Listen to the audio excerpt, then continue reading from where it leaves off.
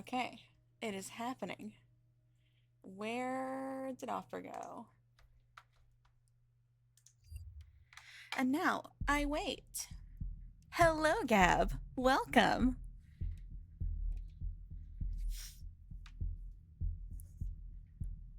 Gonna drink some water.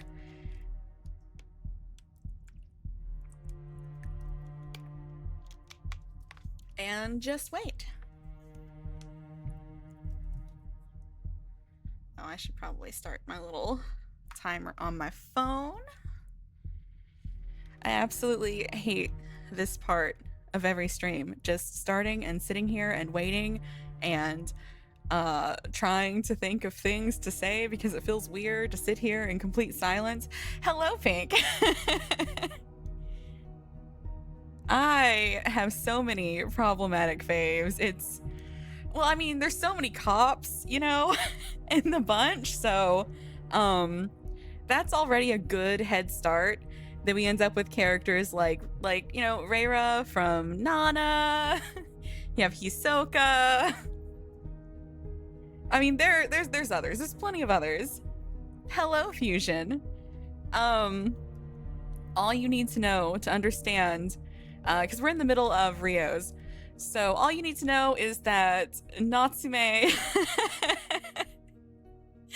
is that Natsume has adopted Rio and like picks him up from school every day, type of adopted.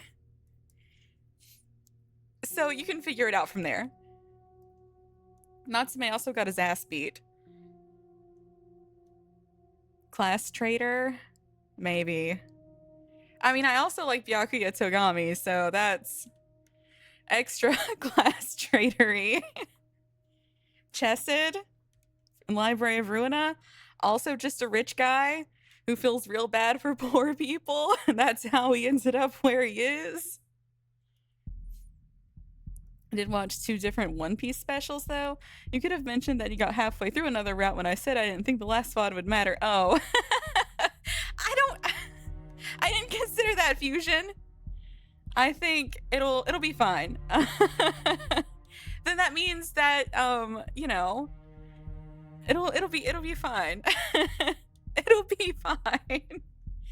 Look, you didn't miss that much, really. It just that, you know, Natsume has adopted Rio. I didn't think about it, okay? I will, however, go ahead and get started.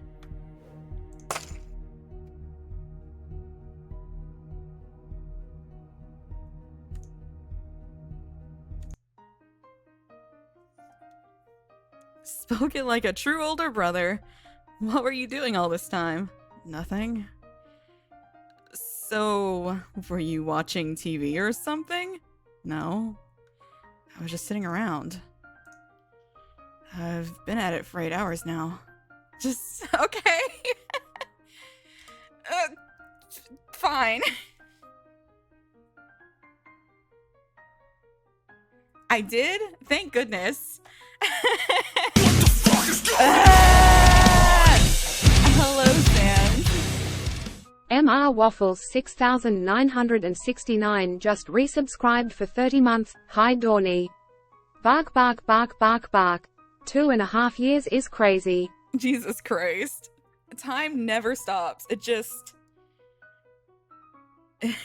keeps going. He's gonna be there for another 2 weeks. Poor Rio. He didn't deserve that. He could have done so much. Have you eaten? Skipping food for a day isn't a big deal. Yes, it is. Aren't you hungry? I can endure it. Just looks incredulous. I could even skip 3 days if I really wanted to. Are you fasting? Is this a religious thing? You're still in your growth spurt, so why? I don't like eating. Grosses me out to have something enter me. That is certainly a thing to say, Rio. I bought some strawberry donuts, though. That's different. Have we ever seen this sprite before? I feel like I have. No, we haven't seen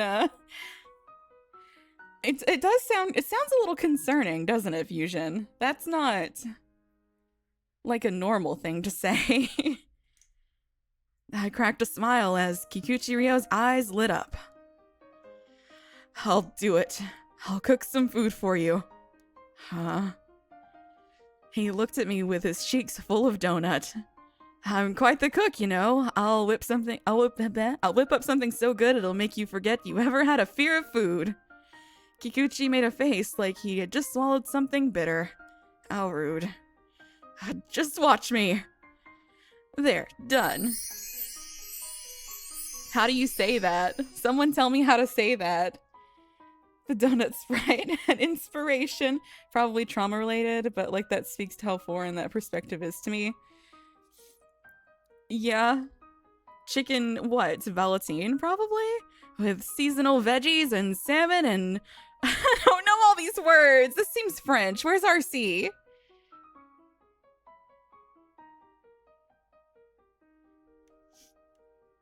Yeah, it's seeing other, where the fuck did Natsume learn how to cook? RC's in hell, that sounds about right.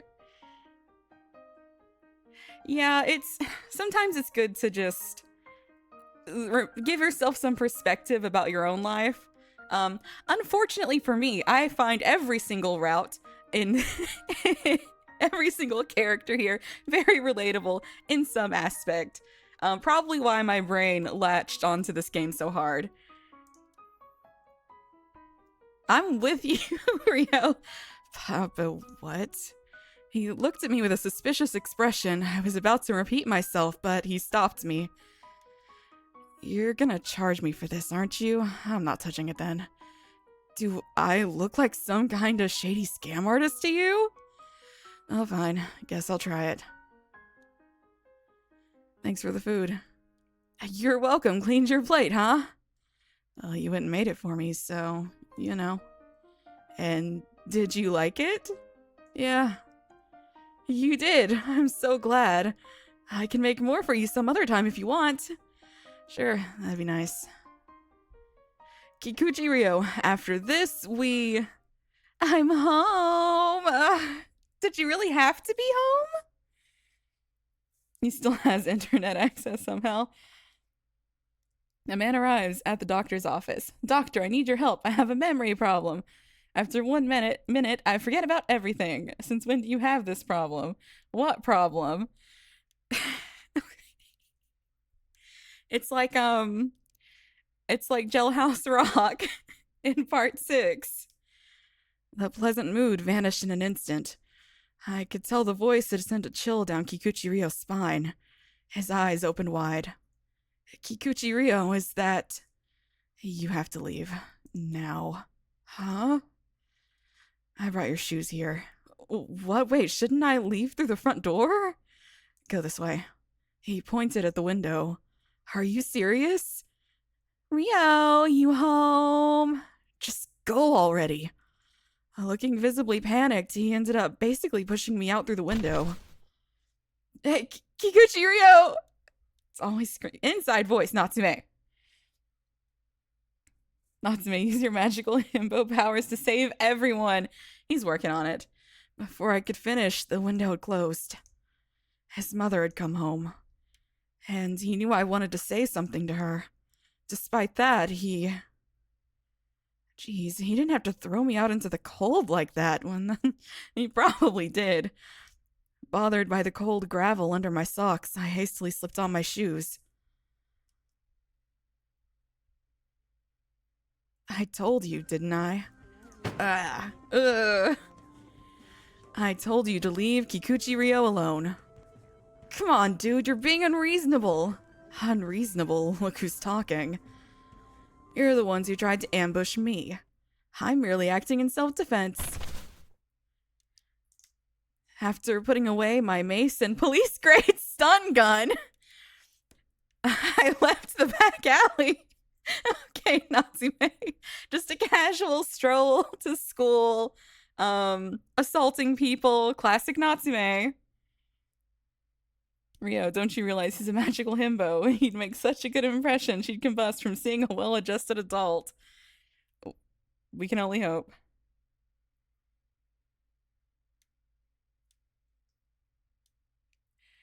Fusion, I did not understand any of that. Hey, Kikuchi Ryo, how are things today? Oh, hey, Natsume. Me calling out to him appeared to have startled Kikuchi. Was he beaten by his mother again? I had to protect him.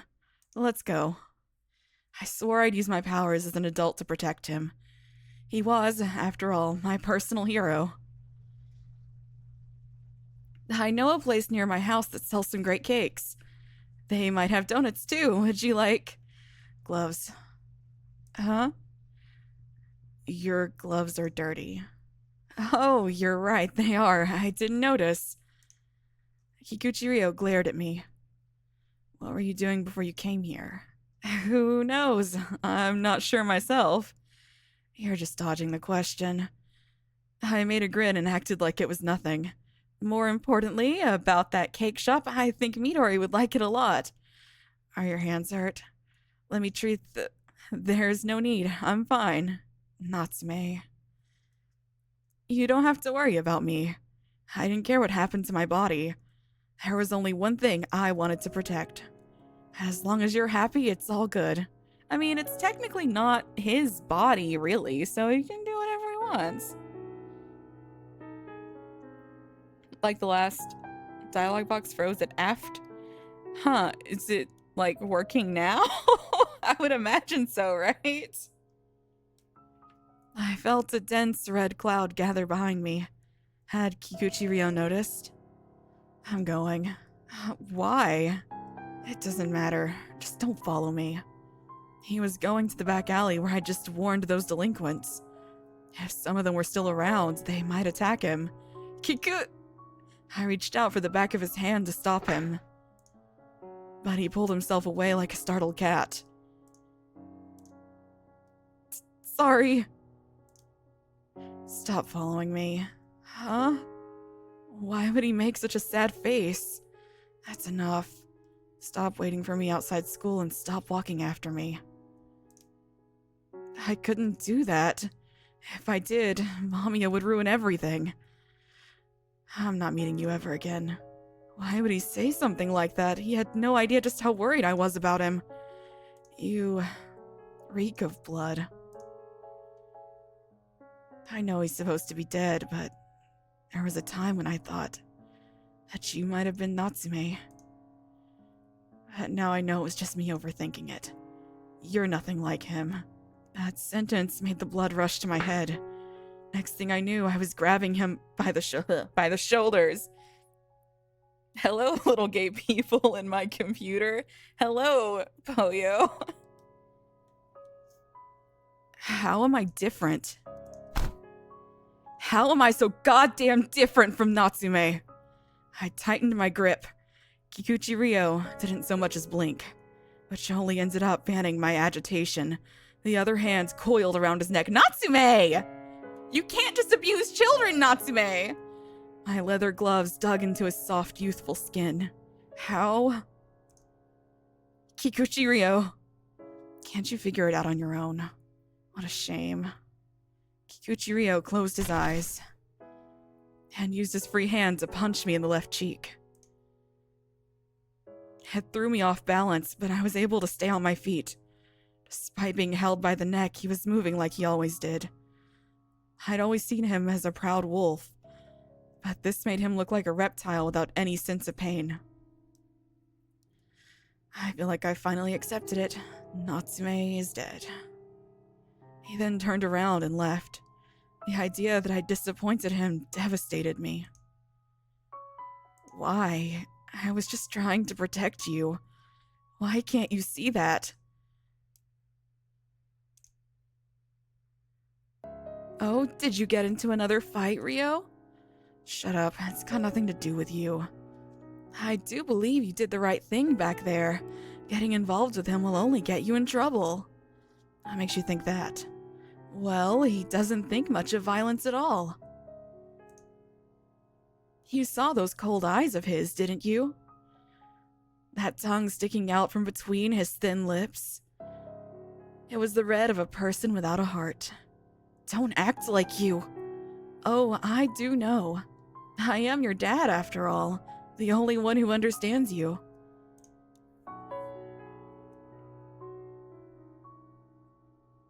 Natsume, your job was to prevent the child abuse. You live long enough to see yourself something. I know this is supposed to be serious, but I never noticed how goofy some of Natsume's sprites are. Natsume is an incredibly goofy character. He's very stupid. He's doing his best. Hey, Rio. Enough. Aren't you tired? Don't you feel sad and empty? Let's stop this, okay? The funeral is over. There's no need for you to keep hurting yourself over it. You should dedicate your time to yourself.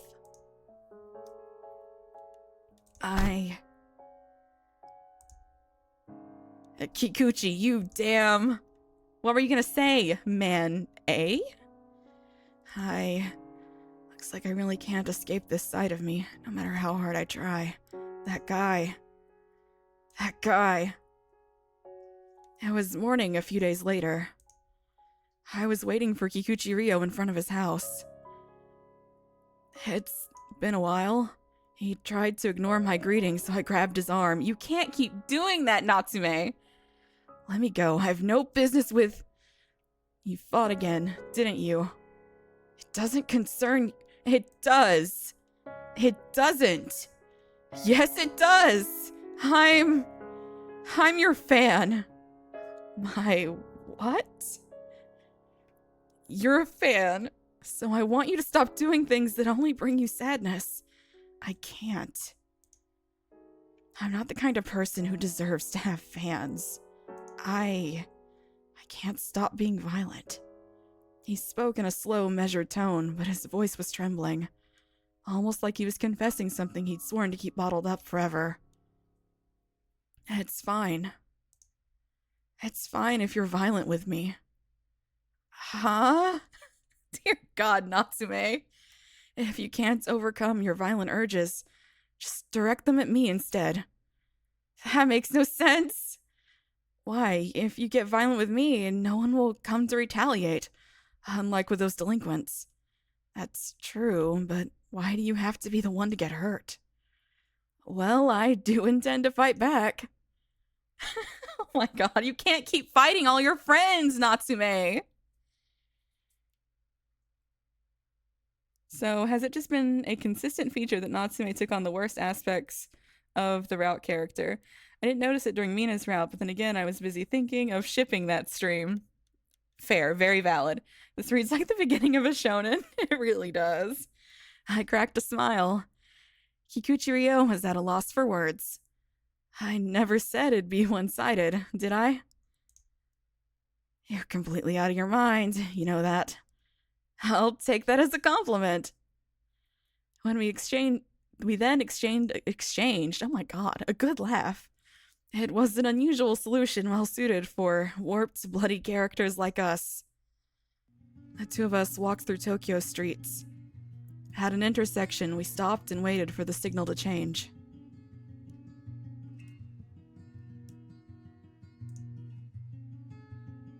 Then, the world's full of worthless people. They spend their days in empty idleness. They exist, but they don't really live. And I'm one of them. Yeah, that's true. I'm just as worthless as you are. The same can be said for everyone else. We're all worthless. As the traffic light changed color, the people around us all began to move. The sound of their footsteps was almost grating. As people's lives intertwined, something in them would begin to gradually get... Oh my God, why can't I read today? Begin to get gradually chiseled down. Natsume, the therapeutic punching bag. It's what he's best at. He doesn't have to think to get hit, so, you know, an endless, precious, intimate something that we were all born with. The cold air made the wounds above my eyes sting. Does it hurt? Not really. Acting tough will make the pain go away. Like you're one to talk. I know you felt each and every one of my blows. Don't be ridiculous. The way you're speaking says otherwise. Look, I wasn't trying to get you to shut up. The red traffic lights would so often annoy me, become gorgeous, glittering rubies when I squinted. We had a fight just now. We both went all out, ready to break the other's bones, banishing all but the faintest trace of common sense from our minds. We kept our pummeling each other until we were both started spitting blood. Oh my god. I'm struggling. Also, is it just me or is Rio kind of like a combination of Beat and Neku? I can kind of see it. I couldn't even tell if the pain in my palm was from him punching me or from the impact of him hitting me.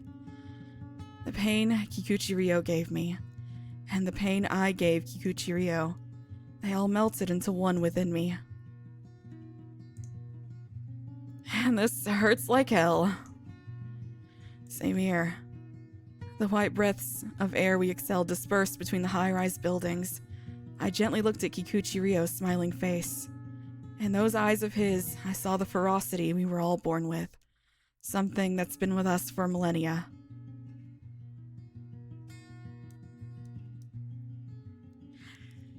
You're making Midori unhappy! Midori. Hello? When I called out to her, Kikuchi Midori quickly hid behind her brother. Oh, did I scare you? Don't worry, she's always like this. She acted differently the last time we met, though. I suppose time and place do matter. There was more in her startled gaze than just the fear of strangers, and it made me a little uncomfortable. Here. Oh, right. Oh, man. You're pretty absurd yourself. Making an exasperated expression, Kikuchi Rio reached into a first aid kit to take out some antiseptic gauze. Show it. Oh, okay. Take off your jacket. I can't treat you like this. Oh, alright. Once I lifted up my shirt, Kikuchi Rio began covering my wounds in antiseptic. That hurts. Of course it does. It does. And yet... Kikuchi Rio, I don't think I'm mistaken. You mean I can't be fixed unless you pull a crazy stunt like this? That's not what I meant. I think your conviction that violence is bad is what's weighing down on you. What are you trying to say? That violence is evil? You're not wrong, but it really depends on the situation. You know, Adventure Time says that violence is the answer sometimes. Natsume is the kind of person who thinks he's smart because he reads philosophy. No, he's the kind of person who thinks he's smart because he knows how to use a thesaurus. It's how he got so many big words. His vocabulary is just too good for someone so dumb. You can use it for self-defense as well, in which case it becomes a strength of sorts. And strength is what weak people like us need. After all, Natsume was also saved by Kikuchi Rio. I don't care what happens to me, as long as it helps lessen the guilt you feel when you resort to violence. Honestly, I don't really get what you're saying. Oh, okay. Look, I don't know if what you're doing comes naturally to you, or if it's some kind of motive behind it, but making a person treat the wound they themselves caused is pretty messed up. Yeah, it sure is, isn't it? Isn't it, Rio?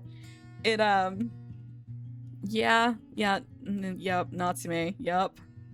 He hung his head, but continued treating my wounds with experienced movements. There. Thank you. It's late already, huh? I gotta make food and you need to leave.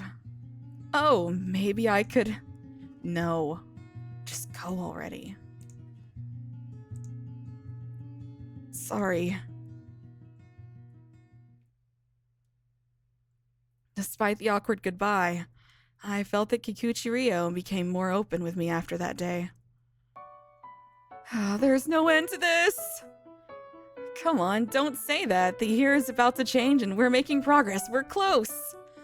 Let's rest. We just did. You don't have any right to say that. Natsume. Yes? Can we go out for a sponging? Sure. Guys, we'll go to the back alley for a bit. That's... Sure, okay.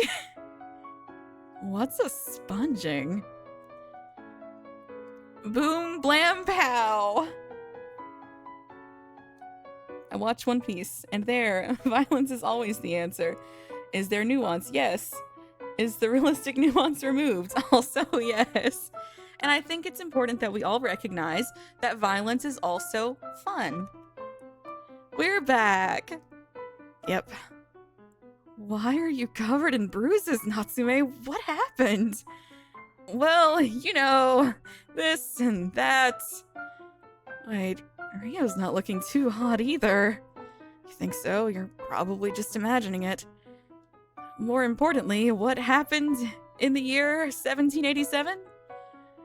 Tempo reforms. Oh, you're off. What actually happened that year was... What's a sponging? Y'all are being weird. Natsume, you're weird. I don't like being the one doing the punching. Built some mass. Huh? 99, 100, there. Now it's time for push-ups. We're still doing it? It's too early for a break. I'm already 23. More like still only 23. Now start those push-ups. I'll make you do this until you're able to punch me. There's no way! So yeah, our wholesome activities were going smoothly. Come on, 10 more push-ups. Do you want to get strong or not? Is it just me, or are you really into this? This reminds me of the days when I took to training because I was so weak I couldn't even beat Minato. I don't... Is that a... Well, I mean, Minato does know how to fight. That's true.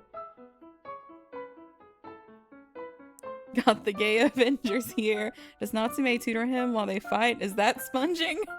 I guess. That actually happened to you? Listen, Natsume, there's something you should know about. You should know as my fan. Strength is everything. Oh, okay.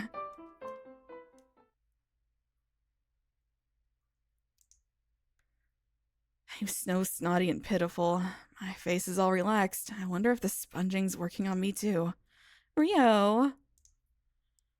Are you back? Yeah. Come over here for a bit. Oh. More blood. Why? Rio? MAMIYA? Your mother punched you and now you're bleeding. How sad. MAMIYA said sucks to be you. It's fine. You have me. Even if everyone else in the world mistreats you, you'll always have me. Your dad. MAMIYA. Relax. It's okay. I'll stay by your side, just like you wanted me to. Shut up, birds. It became routine for me to wake up in this curtainless home. Time for the morning training again. Coach Kikuchi sure is strict. Well, at least I get to meet him every day. A little muscle pain's a shallow price to pay for that. Good morning, Kikuchi Rio. Oh, hey Natsume. Good morning. You okay? You don't look too good. You're just imagining it. Oh, okay then. Training's canceled for the day. Huh? Yeah, I know, and I'm sorry. I'm just a little sleepy is all. Is your part-time job that tiring? It's not that. But it's also not something you need to worry about. Kikuchi Rio. Look, I'm fine. Really. He made an oddly uncharacteristic smile. My eyes widened as a feeling of panic washed over me. It was MAMIYA. It had to be. Little by little, MAMIYA was chipping away at his heart, wearing it down. Why wouldn't he confide in me? Why would he willingly rush toward his own death? A red sky, heavy clouds. I felt like something heavy and inescapable was pressing down against my heart. Shall we go? I asked him that, but didn't say where. If he took my hand, I would do everything in my power to help him. I was certain he understood that. He passed through the withered trees. The fallen leaves crunched under his feet with a pleasant sound. Meanwhile, the setting sun stretched out our stratos. Oh my god. Shadows, making them almost blend in with the trees. His little jacket! I find it interesting how Ryo's MAMIYA is easily the most competent of the MAMIYAs. Like he has a much better understanding of Ryo's buttons and how to press them than any of the others. Like compared to Mina's route, Ryo's feels like it's doing way better at actually combating Natsume's efforts. I think so too. Let's do it. Huh? He held a single acorn in his hand. I found myself staring at its smooth surface and bilaterally symmetrical form. Natsume! Were you looking for this? Is that why you've been quiet all this time? Got a problem with it? No, I just thought you might have started to hate me. Is that what you've been thinking about? Well, I mean... As I lowered my eyebrows, Kikuchi spent a few moments in thought before continuing. If it ever happens, just say it. Huh? If you ever feel like I've started to hate you, I mean. And for the record, I don't hate you. I'll tell you straight up how I feel, so if you're ever worried, just ask. I don't want to be misunderstood. Especially by you. Thanks. When I smiled at him, he hastily averted his gaze. He was likely feeling a little bashful. Anyway, what's with the acorn? It's the prettiest one I could find. If Midori was here, she would probably pick this one and give it to you. But why? His eyes widened in surprise at my question. He looked almost like a cat. Finding something you like will make you want to share it with someone else. It's not my opinion, by the way. It's just what I think Midori would do. Right. Midori's presence always helped me. He hadn't taken my hands back then. I knew full well that he couldn't escape from that home. Midori always finds something wonderful in sceneries I tend to just ignore, including the ones in our gray, monotonous lives. With Midori, anything can become a treasure hunt. By looking at the world through Midori's eyes, I'm able to keep my pride as a person without giving up on life. So... it's okay. I know, Midori's a good girl. It's fine. I do understand that. I see. That's fine then. Yeah. I wasn't able to pick up on what he was thinking just then. He was 2 steps behind me. Keeping the same distance, he silently followed me from behind. Suddenly, I turned to face him. He was looking right at me, just as he had until now, and how I hoped he would going forward. The northern wind passed by between us. The sun was dazzlingly bright. His short, wavy locks danced gracefully in the wind. Kikuchi Ryo, smooth, orange eyes. I don't care how sullied I become. Same here. None of it matters as long as you're by my side. Shut up. I know how gentle you are at heart. Thanks. We then rode a train to an amusement park. I figured Kikuchi Ryo would enjoy being here. I didn't know why, but the place felt older and more desolate than it had in the writings. 2 guys in an amusement park? Wouldn't want anyone to think you're gay, huh? You like them, don't you? I never said I did. You don't have to. I can tell. Come on. Let's get on the swings. Wait, why are you holding my hand? I mean, I can't let you stray from me now, can I? Is that reason enough? Come on, it's fine. We're the only ones here. I grasped his bony hand. This wasn't something as sweet as a bond between lovers. It was more like gently holding a child so that he doesn't drift away and get lost. You don't have to be an older brother today. I'm 23. That makes me 6 years older than you, so feel free to rely on me, alright? I turned to give him a smile. Mm-hmm. Oh, hello, Ace! Mina still had some pushback, but there it felt way more natural, like her natural insecurities, halting progress in Mamiya's own words. How does it go? Ace, I can't read today! Also, Natsume keeps comparing Rio to a cat. You can make fan art from that. Cat boy, Rio! Other than Haruki, what other character routes have you done? We did Haruki's, we did Mina's, and then we have Rio, which we're about to finish, and then Kaito.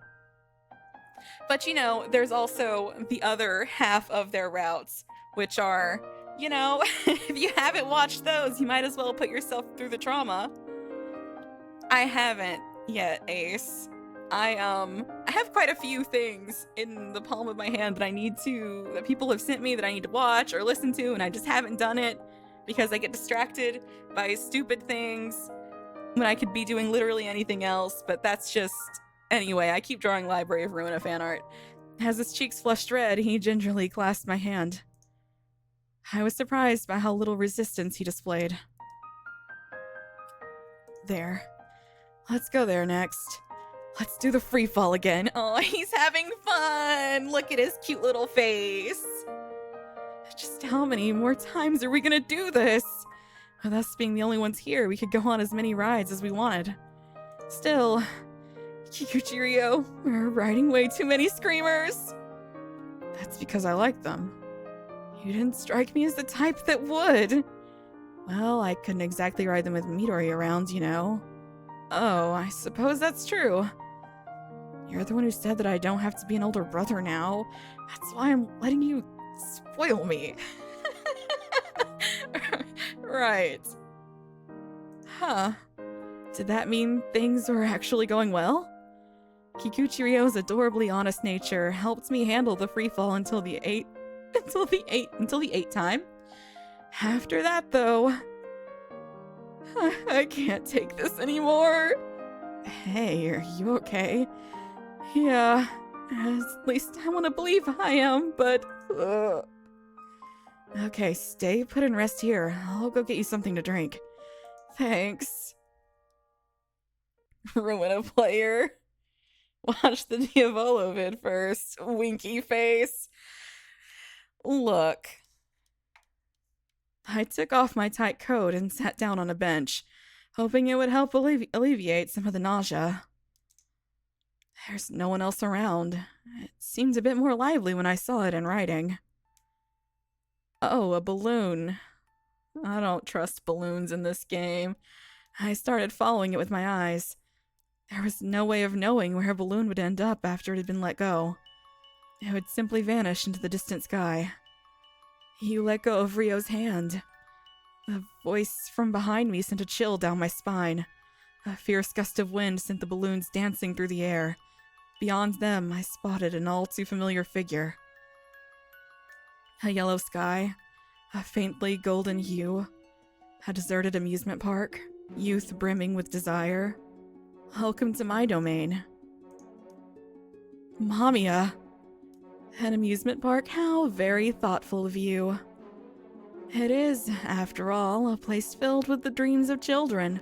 A place seemingly cut off from the rest of the world. It's what Rio truly wants. And only I can grant him what he desires.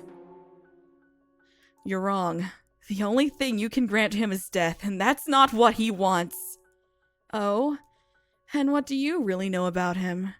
Do you have any idea what became of his childlike innocence after it was pushed aside by pain and responsibility? Well, do you? Of course you don't. You merely felt like you did after reading his story.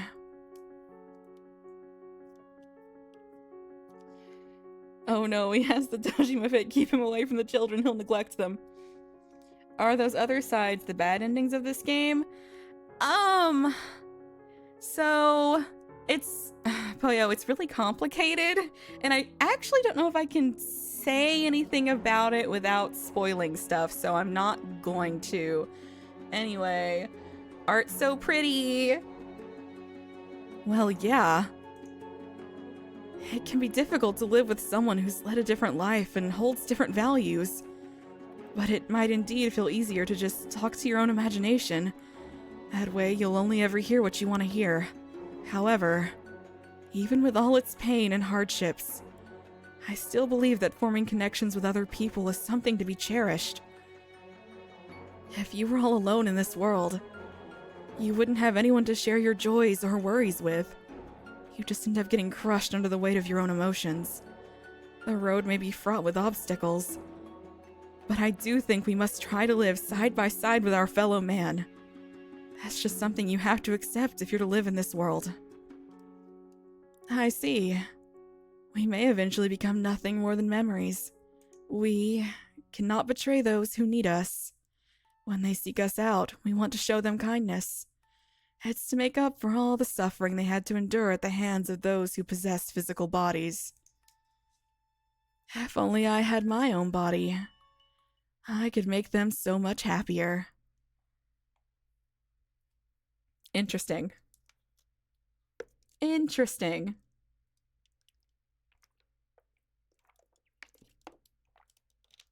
That is a line that I had forgotten about. Twooey moment. MAMIYA is the ultimate hater. He really is. Did you run off to somewhere? Not really. Wait, is it already this late? I'd only just now realized that the sun had already set. Mom said she wouldn't come home today, so Midori should be fine. In that case, why not stay over somewhere? I don't have any money on hand, though. Oh, please, don't underestimate the financial stability of adults. Man, you're so... He made an exasperated sigh. Despite his best efforts to appear unaffected, Kikuchi Ryo could do little to hide his palpable excitement. Sweet boy!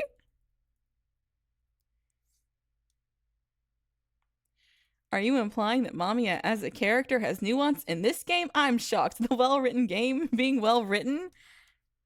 I know, it surprises even me. Excuse me, we missed the final bus for the day and... Not to worry, sir. We do have free rooms available. I'll be happy to show you to one. In the end, we decided to spend the night at a lodging house near the amusement park. Despite our sudden arrival, we managed to book a free room. Once inside, we realized how needlessly spacious it was for the two of us. Wow, a tatami. I love these things. There's just something about them, you know? As I excitedly scanned the room, the young man was sniffing around like a cat. What's wrong? Do you smell something? Oh no, it's just a bit of a habit. Okay. Did he perhaps enjoy the smell of tatami? When I mimicked him, he made a rather displeased expression. Good night, then. Yeah, good night. He took the two futons out of the closet and laid them down on the luxuriantly large floor. Kikuchi Ryo put it over his shoulders. It didn't look like he was planning to run away. He's checking that there's no alcohol smell. Well, you had to make that sad, huh, Fusion? Once I was sure of that, I turned the lights off. I suddenly woke up. Going by the darkness, it was still night. Needing to go to the bathroom, I walked over to the sliding door and... Wait, what are you doing? Found Kikuchi Ryo standing outside. Standing guard. We're not in some medieval fantasy show, you know? Could it be that you had trouble falling asleep? Forget about me and answer. The smell of this place is new to me. I can't sleep if I don't know the smell of a room. And since I couldn't sleep, I figured I might as well make myself useful. You paid for this place, and then I went and wasted it. I'm sorry. Okay, go on, get dressed. Let's take a walk outside. We have a wet dog, a moody cat, a man-child, and Mina. The chilly air outside felt pleasant. It neatly caressed our cheeks with its cool fingers. The two of us continued inhaling deep breaths in silence. What could be waiting for us beyond that hill? Did he know the answer to that? Kikuchi Ryo said nothing. He merely looked into the distance with those clear, amber eyes of his, occasionally blinking when the wind tickled his eyelashes. Such colorful language. What could be waiting for us beyond that hill?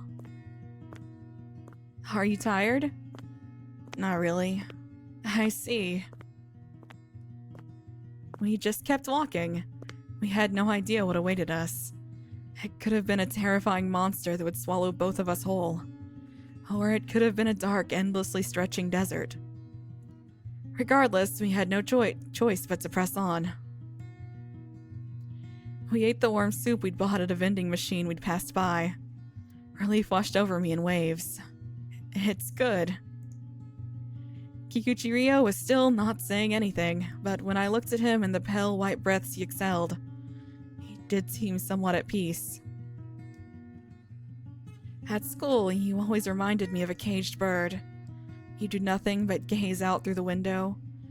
You'd always been close to both life and death, more close. You'd always been closer to both life and death than anyone else, and lived a pure life with no room for either entertainment or boredom. I'd always found that both intense and a sign of strength. Oh! Kikuchi Ryo, look!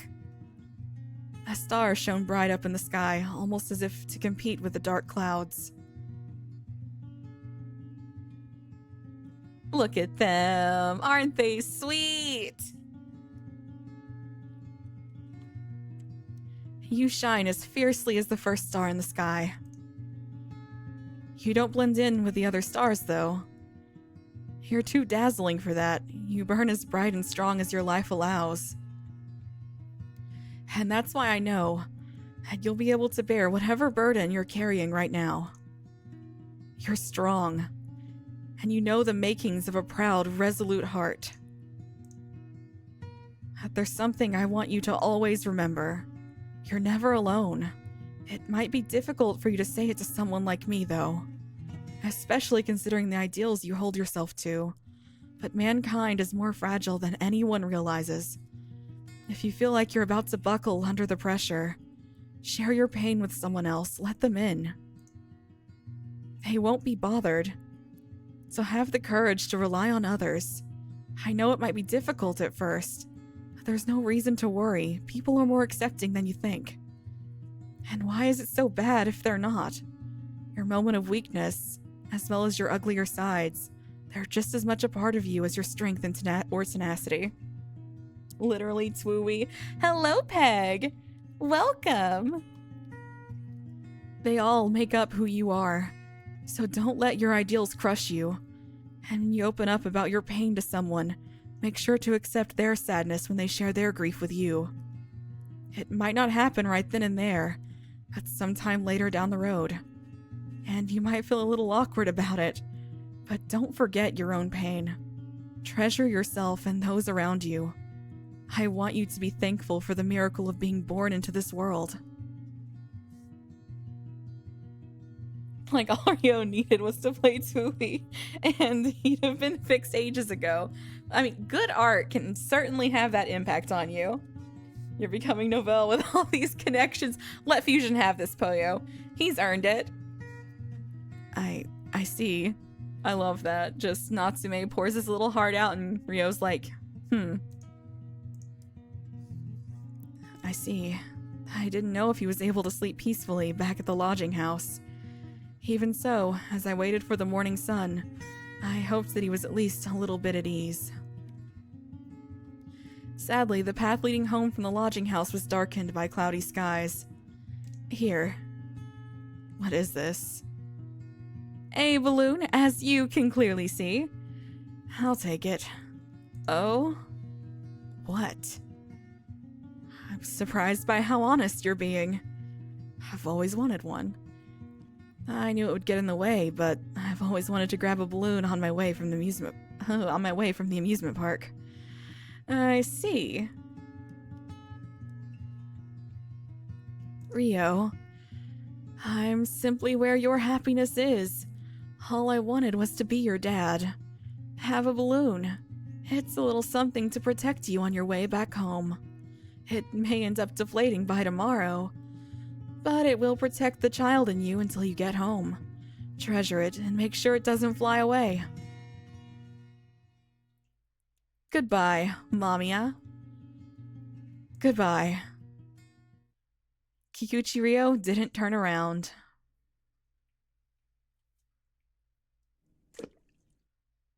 It's so ominous. Fourth Friday. Hello, RC. Welcome.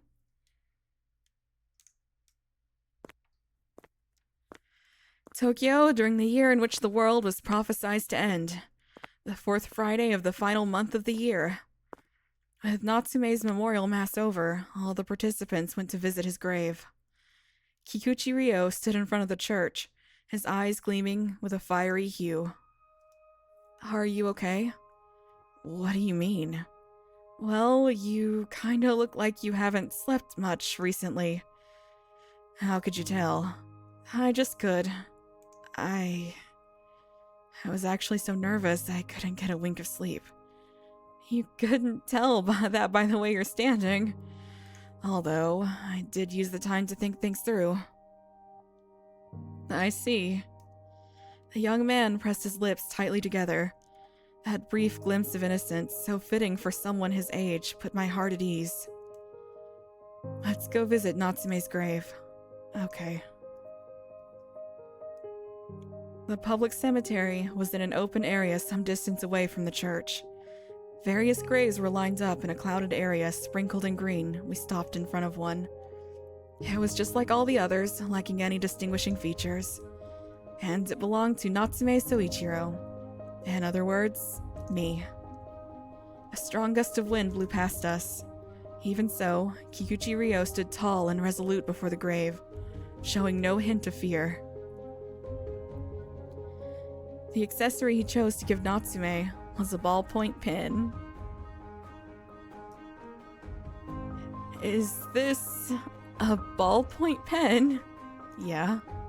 I had expected him to choose something like that, but I hadn't expected him to choose something like that, but I did my best to hide my surprise. Natsume once lent me his ballpoint pen. We sat close, so I happened to borrow it, and in the end, he told me to just keep the thing. At first, I thought I'd give him back the same one he'd lent me, but then I realized something, and accepting the pen, it's essentially become mine. That's lovely. Isn't this a paradox? No? How is it a paradox? Or maybe you're thinking because his body would be the same. So that's not Natsume's body from when he died. This is his brand new NPC body, Poyo. So this Natsume looks nothing like the Natsume who's dead in the ground. It's just the same soul, I suppose is the word you would want to use. So giving it back would have been like rejecting his kindness, in a way. But why a ballpoint pen at all? Well, Natsume's always come off to me as the scholarly type. I used to consider school to be a waste of time. I just didn't think I'd need it in my life. But if I wasn't a student, and if Natsume hadn't picked the same school as me, we would have never met.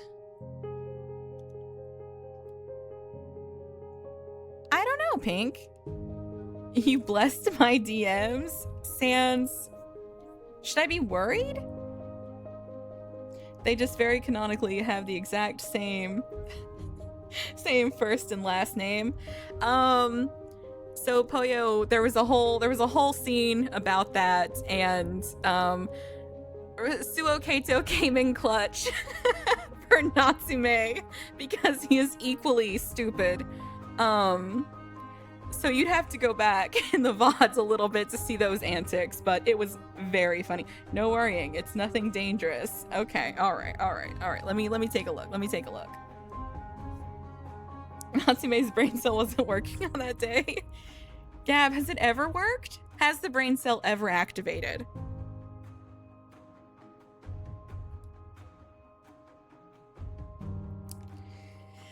Thanks for that. Sans. That's definitely a thing. Essentially, Natsume lied that he approached himself and became his own friend because he found it interesting he also had his own name once in a blue moon. As much as I hated how suffocating that school was, I figured I should treasure it for his sake.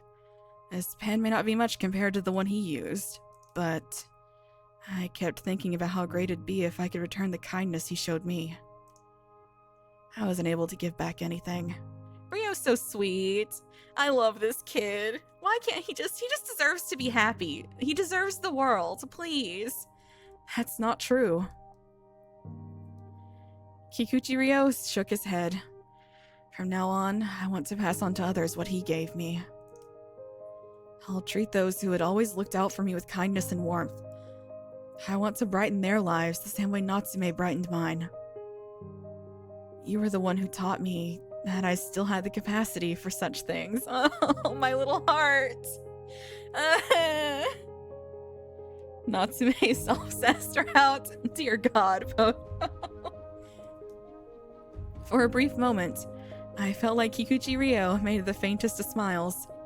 He had a soft expression, gentle, much like a cat's fur. So this pen is like a promise. I see. Kikuchi Ryo had accepted his days as routine and carried the weight of his own strength. If he had finally discovered the kindness within himself, I could ask for nothing more. I'm sure he'll be glad. We looked at Natsume's grave for a good while before finally walking off. Come on, Kikuchi Ryo, let's go. So is everyone just like okay with him always saying their whole last name? Self-cessed or necrophilia, why not both? Sans? No! I have to make food once I get home. Oh, mind if I tag along? Don't be silly. I was about to ask you for help anyway. You're counting me as family now? Dumbass. Ow. Just so you know, I have pretty high expectations of your cooking. Challenge accepted. My heart. I love Ryo so much. I had no idea what awaited us beyond the hill, beyond the end of this story. However, it's fine. I'm sure you'll draw up a wonderful world. I believe in you. Come on, hurry up. We'll be late for the cell. We're running? Whoa, slow down. You're going too fast. Let us go then and find out what awaits us beyond that light. Self-cessed good, necrophilia bad. And I guess him mom died or something. Ryo Kikuchi, side. See, let's hone in on this word side here. These are side stories. I mean, if Miku has taught us anything, we're okay with self-cess as long as it's cute. Amen.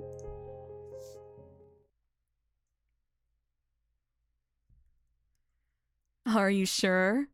Are you absolutely sure this kind of ending made your friend happy? Alright, you may just enjoy bathing in your happiness without knowing the truth, you bystander. You're really rude. Mamiya.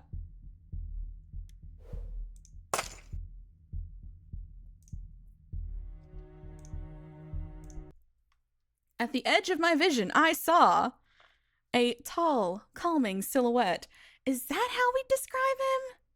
Why Mommy is so mean? You know, sometimes you just want everyone to die.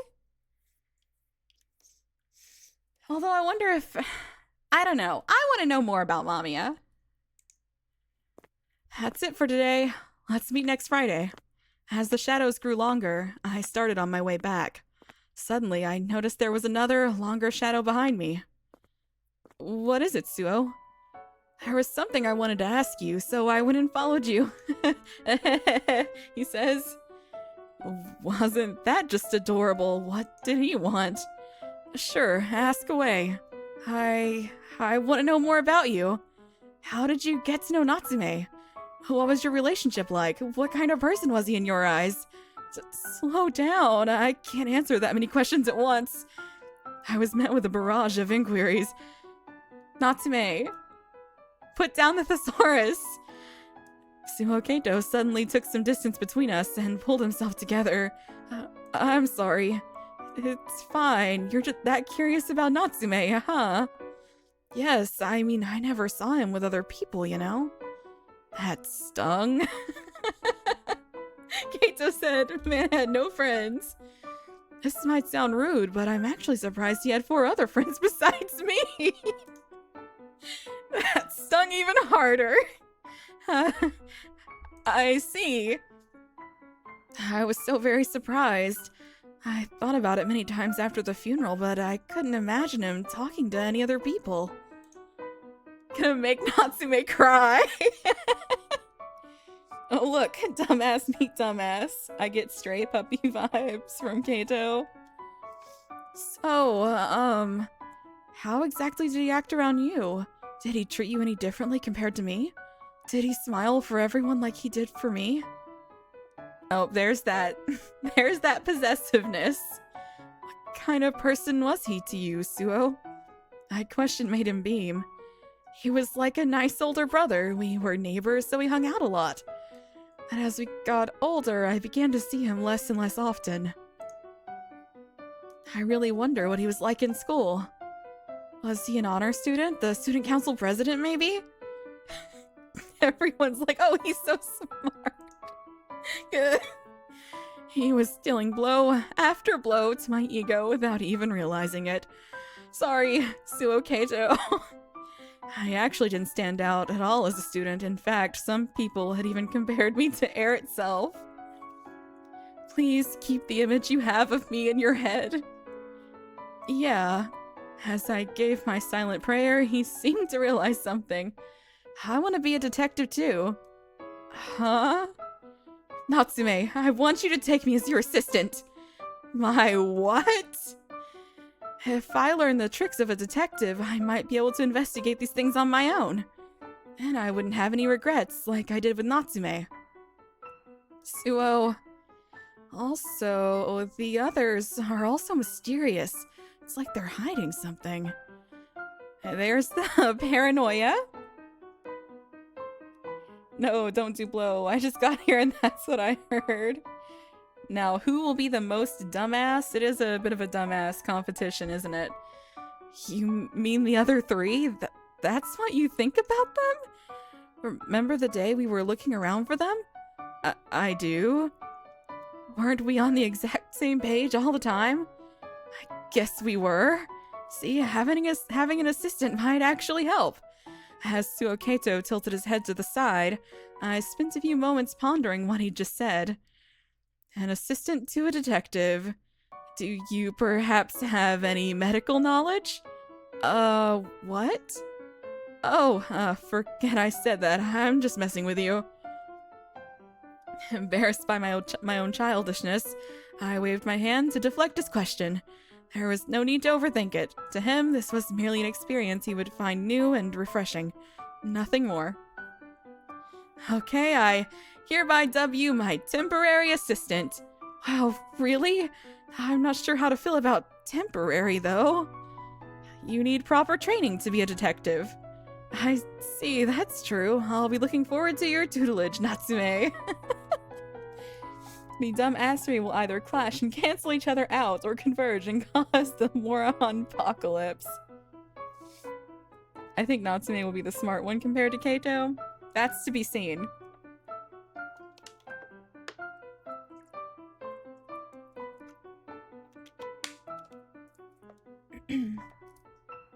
He expressed his joy with his entire body, making me crack a satisfied smile. Now, first of all, when's our next case? That's not up to the detective to decide. The 2 of us agreed to meet before next Friday. Our meeting location was the nearby cafe. It's almost time. I looked around. There was no way I could miss someone with that height and vibrant hair. A tall youth approached me while hiding behind every electric pole. Kato, please. I keep bumping my glasses on the microphone. Looks like he belongs in an early 2000s anime. You know, I mean, Poyo, they all kind of got that vibe.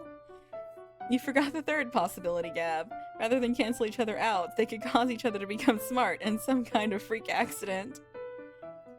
I'm sorry, Wolfies. The bees will be back. We just have to be patient. No one telling. Target clear. Suo Kato arrived wearing a deer stalker hat. I wish I could see what that even looks like. Suo, you're actually the type to get really into things, aren't you? Shh, don't use my real name. You'll expose my identity. What should I call you then? Let's use code names. Oh, I mean words that only we understand the real meaning of. Mountain? River. Okay, let's keep it up. Anything goes, huh? I made several hasty nods before pushing him into the cafe. Suo Kato seemed puzzled even as we went in. That's the Sherlock Holmes hat? Oh, I didn't know what it's called. I don't know the names of hats now that I think about it. Bees nuts? Does that work? How does bees have nuts? I mean... Huh? About me. He ordered a soda float while I had some black tea. Yeah, if I'm to have you as my assistant, I need to know a bit more about you. Makes sense, right? Oh, how detective-like. You don't take anything at face value. Well, I wouldn't want a spy following me around, you know? I drank some of my tea. I could tell how excited he was, even as I closed my eyes. I'd already known everything, so Kato went on to tell me from my reading of his story. Do you enjoy school? I do. I feel like everyone asked me that, though. I wonder why. Well, it's a way for adults to reminisce about their own school days. They can't get back to them, after all. Can't they just attend some university, though? That's not how it works. Really? I'm going to the nearest bridge. Have fun, Poyo. Some people can handle juggling school and work, but for most, it's too much trouble to be worth it. Huh. He drank his soda float, seemingly not fully understanding my answer. I see. Adults have to make their own money, huh? The ice cream had melted to perfection. I scooped some up with a metal spoon. Exactly. Adults are responsible for their own lives. I took the cherry on top and rolled it around in my mouth. The light filtering in through the windows cast a pleasant haze over me. It was like a cloud of aqua cotton candy was floating around, and it made me feel like I was in a picture book. Alright, time to investigate. Wait up, Suo Kato! Man's got long legs, let Natsume catch up. Once we arrived in town, Suo Kato began zigzagging between a variety of places. I had a hard time keeping up. He asked people around only to move elsewhere when he had enough. A student doing club activities and an adult detective. The difference in our physiques couldn't have been more obvious. Slow down, Suo Kato. Natsume, this feels so good. He only calmed down when we reached the riverside. The area was open and the sky above was vast beyond words. Haikyuu Gacha update. I got an Oikawa SSR. I am so happy for you. I like how that line makes it sound like Natsume was just briefly like, damn, I look good in this lighting. Good job, Sans, carrying the JoJo weight around here. And although the winds had picked up a bit, it was pleasant all the same. I sat down on a nearby bench and watched Suo Kato let the vastness of the sky embrace him. What about the investigation? Have you already had enough? Yeah, whatever. Anyway, look, it's a balloon. Whatever. So Labrador Retriever, right? We're assigning everyone else a thing. Apparently, he'd grown tired of playing detective. He was too busy chasing a yellow orb floating in the sky. Seeing him like that, I couldn't help but chuckle to myself. I felt like I was reliving one of my old summer vacations. It warmed my heart. When the sun had begun to set, Suokato and I were looking at the sky side by side. Every single day since Natsume's funeral has been strange. I met people I hadn't even passed on the street. We talked every week. It all feels so new and unexpected, but in a good way. I can definitely tell that my life's taken a different course. He flashed a kind of grin that could get a smile out of anyone.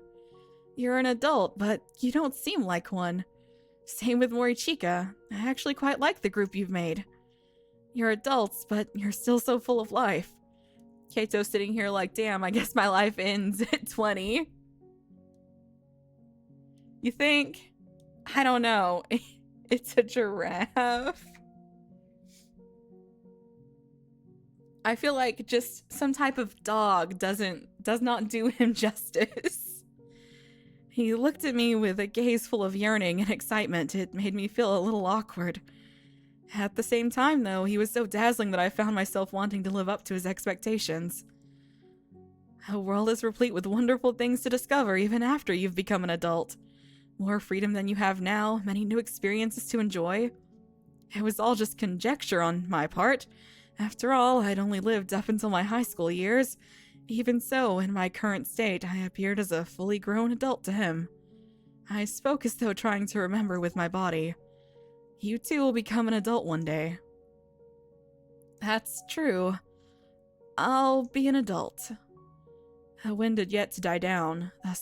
His summery locks danced in the breeze, covering up a part of his face.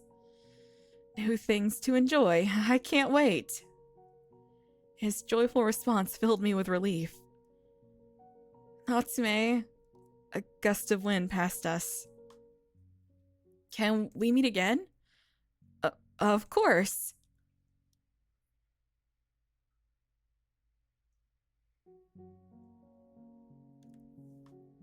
I was so spaced out by him that it took me a second to respond. Suokato closed his eyes and smiled. The wind didn't show any signs of dying down. After we parted ways, I continued down the riverside, pondering this and that. Things like, what was Suokato dissatisfied with? He had friends, his family situation was good, and it didn't seem like anything was getting in the way to a decent life. And yet, MAMIYA takes him to the so-called trichilocosm. I recalled his final moments at that pale, fantastical sea. My chagrin, Natsume, all these fun words, and helplessness made me bite into my lip. He had fun, he had happiness, yet still he seemed to be filled with a particular thirst, a longing of sorts. For what, though?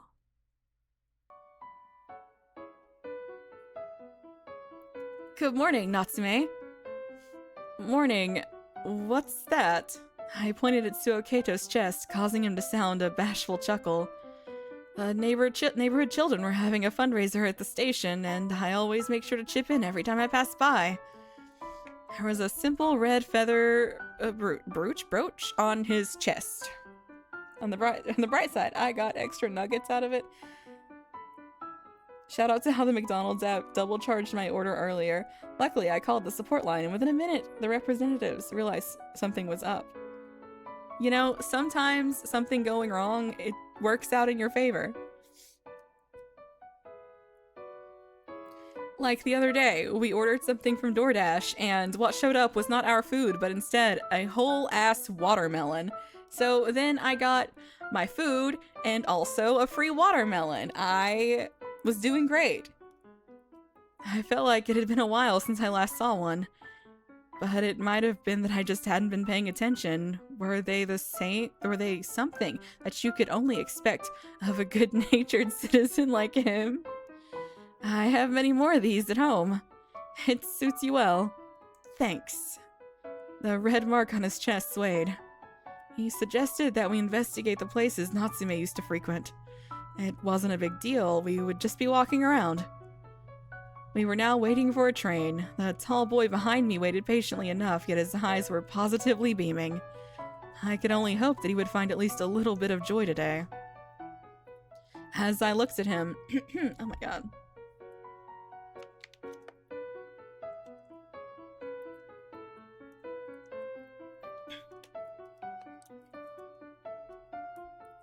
Like the Popeyes near me always gives me extra chicken because I'm nice to them at the drive-thru. 3-piece, how about 5? Hell yeah. I don't think I've ever been a regular anywhere. Normally I worked in food service, so I just didn't eat out that much, and now if I'm eating out, it's probably getting delivered to me, so... As I looked at him, I noticed something red had fallen on the tracks. I heard a young girl yell out. The red thing I'd seen turned out to be a pouch. My bag! Grandma, I need to go get it! My, don't go down the tracks! She moved toward the bag, and her grandmother stopped her. The little girl's eyes were filling up with tears, and soon enough, the surrounding people began to notice the commotion. A train was only a few minutes away from arriving. As I considered whether I'd make it if I went down and got the bag myself, Natsume, this is probably how you died in the first place. Do not die again. Don't do it. I noticed that Suokato was no longer at my side. Excuse me, a girl dropped her bag. He acted quickly. While we were focused on the girl, he found a station worker and told him about the situation. The worker quickly understood him. He took out a transceiver, and not long after, there was an announcement. There's been an accident. The trains will be stopped until further notice. No way. No way they would do this for just something that small that fell onto the tracks. No way. Refunds can take a little while, sometimes. I looked in the distance and saw the approaching train grind to a halt. A station worker used a long stick to give the girl's pouch back to her. Here you go, don't lose it again now. The girl held the pouch close to her chest. It must have meant a lot to her. Suokato looked at the little girl with a warm smile. Thank you, mister. I'm just glad it all worked out. Once the incident had been settled, the train resumed running. Hours rolled into the station a few minutes later, but at least no one got hurt. Oh, come on, I'm going to be late now. Someone made an audible sigh. Hello, sorry, but my train is late. Something fell onto the tracks? Since when is that my fault? Some quickly went on their phones. Others fidgeted restlessly while looking at their watches. Suokato looked around and realized that the act he'd believed in meant nothing to those around us. Sometimes just, Kato, it's a valuable lesson to learn. In the distance, Ichi is crying as he can't jump on the tracks anymore while Ray smirks. He was scared by Kato's domineering height. Oh. It's all my fault. I'm sorry. Don't worry, you didn't do anything wrong. He placed his large hand on the girl, who was clearly on the verge of tears. His eyes, however, were somewhat lifeless. He seemed visibly uncomfortable. A moment later, he put the red feather he'd worn so proudly into his pocket. His oddly awkward behavior made me want to speak up, but I couldn't just sit by and watch. It's okay. It's okay. People treasure each and every second of their lives, huh? His voice lowered to a whisper. There were open seats, yet he was standing. Are the people waiting for them the same kind who would get angered by a 10-minute delay? He was smiling, but I could easily tell it was fake. Does it really not matter to them that a girl dropped her pouch? Everyone's in such a hurry. Yeah, there's no time limit on the stuff we have to do, though. We can take our time. Thank you, Natsume. Here you go. Sorry for the wait. Thank you. I love cream of corn soup. After some time walking around, we took a break on a bench in the plaza. Suokato was holding a can in both hands and drinking from it with a broad smile. I was glad to see that he had cheered up. With a lunch break currently underway, there were some office workers walking around. Hello, pretty cold weather, huh? Suokato suddenly addressed one of the workers who was drinking coffee on a nearby bench. Huh? Oh, hello. Yes, it is quite cold. Are you a student, by the way? Yes, well, at least I am. He's not. I see. Are you in a club? I do lacrosse. Lacrosse? I also did it in high school. Really? What was your position? Oh, the office worker was perplexed at first. They quickly hit it off. That man reminded me of a deer. He had roundish eyes, and you could see dimples every time he smiled. The two were enjoying their time. Until... Hey, Pseudo! What are you doing here? We heard a sudden yell. It came from a middle-aged man in a suit. A deer-like worker called Pseudo became all pale and stood up in a hurry. Sorry, manager. When are you going to grow up? You don't have time for this. A man kept bowing his head while his superior continued chewing him out. The incident left us both perplexed. We really weren't supposed to be seeing this. There is nothing trashier than a manager who is yelling at their employee in front of other people. Just the worst type of person. To be honest, I'd be pissed if my train got delayed. Yeah, I don't think I'd be too pleased about it. What could that kid have had in that pouch that was so important? No, like, she'll be fine. I looked away and tried not to stand out too much. Suokato, on the other hand, continued watching the man repeatedly bow his head. Once the superior left to smoke, Pseudo left out a sigh. Suddenly, his eyes met Suokato's. The man gasped and awkwardly looked away. His hands were balled into fists, and I could see his shoulders trembling. Suokato tried to stand up, but I stopped him. Let's go. He seemed really reluctant to leave, but came with me regardless. When I turned around, I saw Pseudo go after his superior, same difference. That sure was a surprise. Suokato remained silent. Why would he snap like that in a public space? Even I felt like I was being scolded. I smiled to help him relax, but it didn't seem to be doing much. Why didn't he argue back? Huh? That superior was clearly being unreasonable, so why didn't he stand up for himself? Kato? People don't like being fired. I mean, he looked so frustrated. Suokato kept his gaze fixed on a single point as he said that. I recalled the way the suited man was clenching his fist.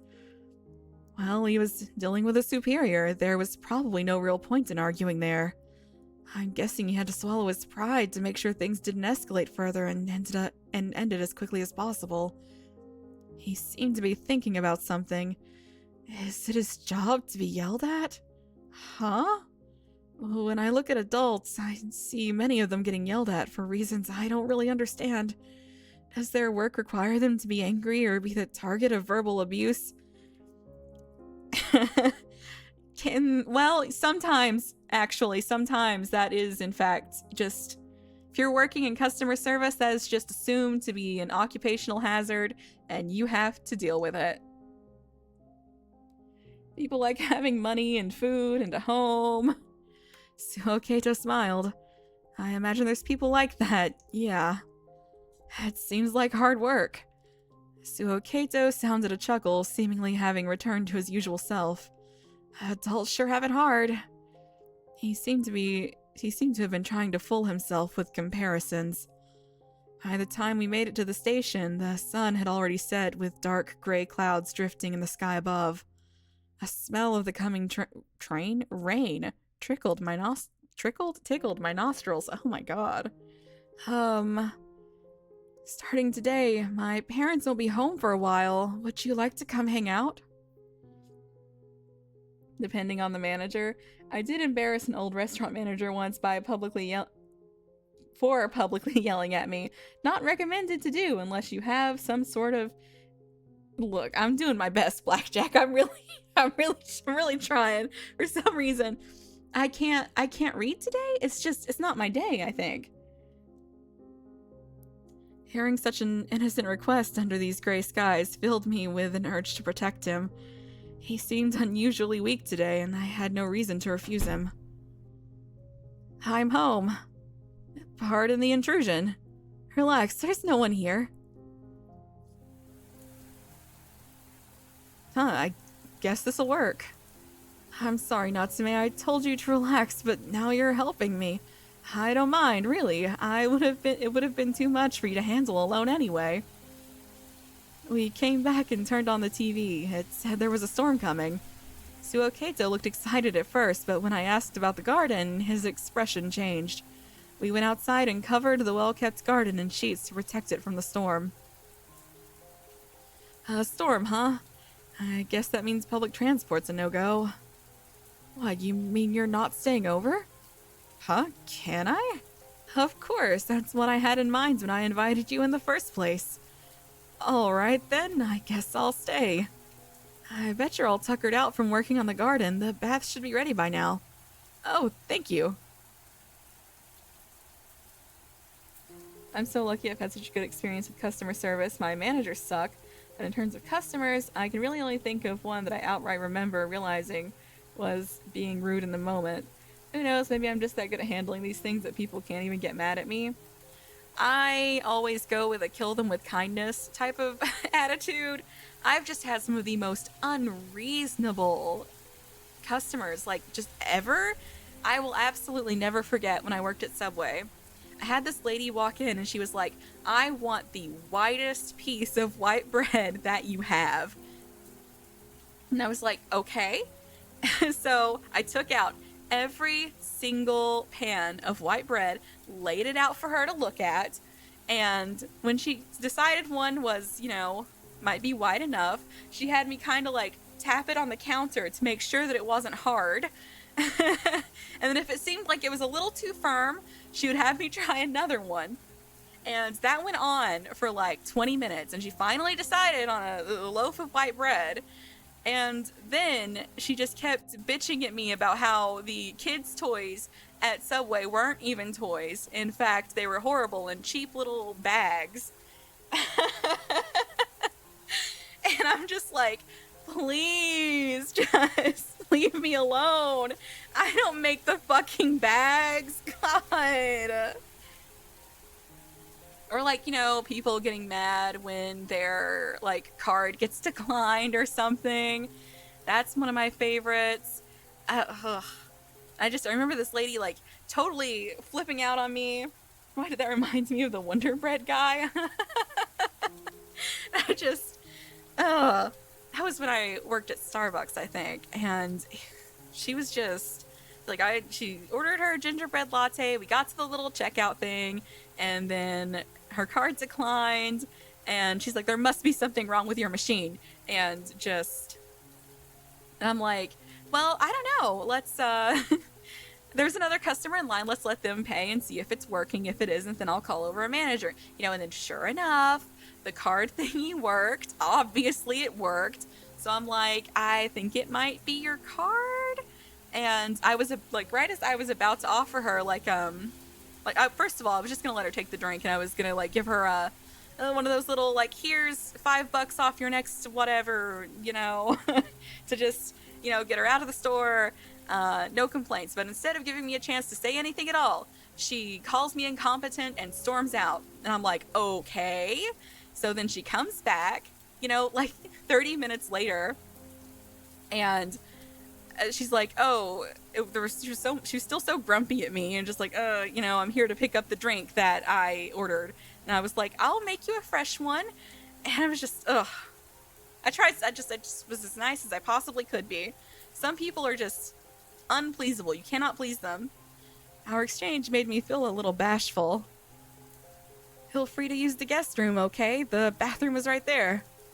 Okay, got it. Good night then. Good night. It's loud outside, so don't open the window. Who would do that in December? A raging storm outside reminded me of Suo Kato sleepwalking.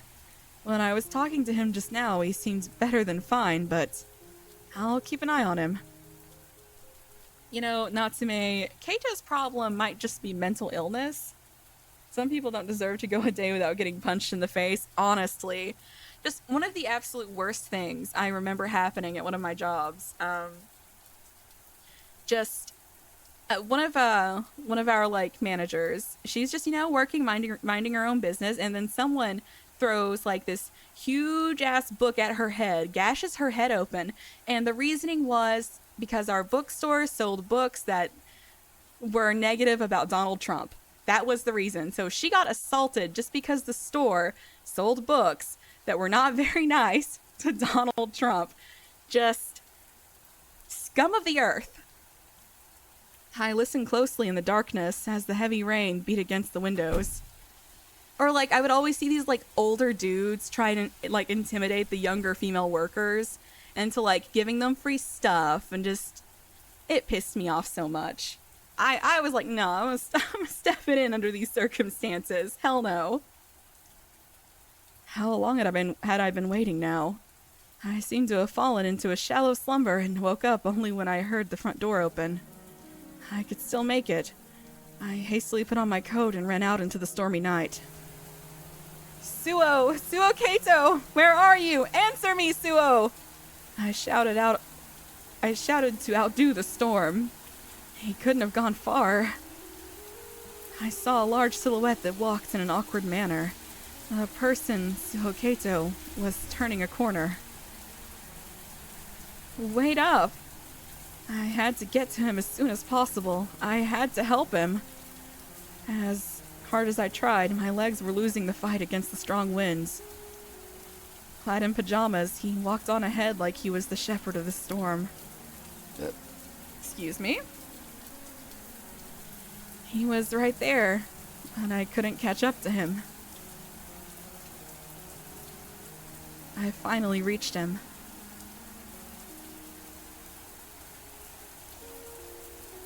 He was in a forest, walking barefoot on the grass. He looked up at the sky as if trying to converse with the moonlight. Within the deep green of nature, everything felt so silent you'd think we had stumbled into a separate dimension, cut off from the rest of the world. The way Suo Kato stood there made it look almost like he could be taken to the moon any second now. The relief of having found him, combined with a strange fear, made me cling to him. Let's go back home, Suo Kato. Come back with me, within the depths of this endlessly green forest located far away from the city. A starry sky looked so beautiful it almost hurt. Good morning, Natsume. Did you sleep well last night? Wait, you don't look so good. Are you okay? Suo Kato? I embraced him as hard as I could. What's gotten into you? Did you have a bad dream? Suo Kato! It's okay, I'm here now. Suo Kato wasn't at fault. He was simply fed up with his boring, mundane life and escaped in search of something that could provide him with more stimulation. That was all there was to this boy, nothing more and nothing less. We greeted the first light in the morning in a gentle mood. After finishing a simple breakfast, Suo Kato was preparing to leave for school. Can I come over again tonight? Yeah, of course. I was actually starting to feel a little lonely without my parents around, so I'd be very happy to have you over. I see. I had to keep him safe. I had to protect him from his sleepwalking. That's a Tsukihime-looking CG. Yeah, that one was... that one's just a little rough.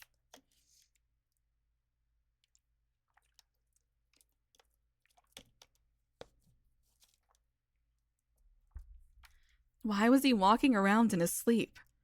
The answer to that was simple. He was bored of his daily life.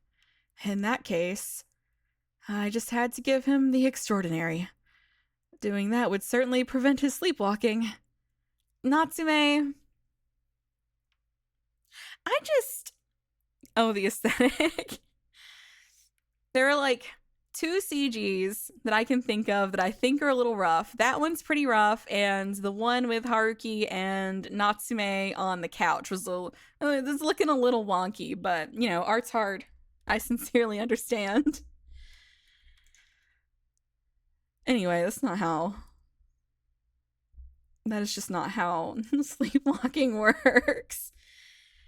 Suo Kato woke up to a chill that tickled his nostrils. Was it the wind? But how was that possible? No one in their right minds would open the windows in winter.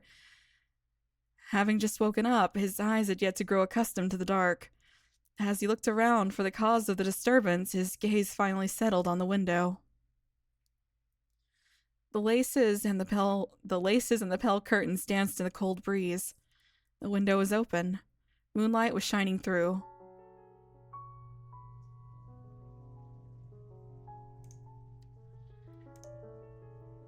I came to take you away. Oh man, this is so fucking weird. It was a clear, crisp night and the stars shining bright in the sky. I thought you were a prince. This took a lot of effort. I had used the rooftop to go from the guest room to here. That definitely wasn't something a grown man should have done, though. I wasn't exactly in good physical shape, so my sides were actually hurting pretty bad. And worst of all, if I'd been spotted, I'd instantly have been seen as some kind of shady character. Natsume, you are a shady character. I felt really bad about it, but well, why had it come to this? Still,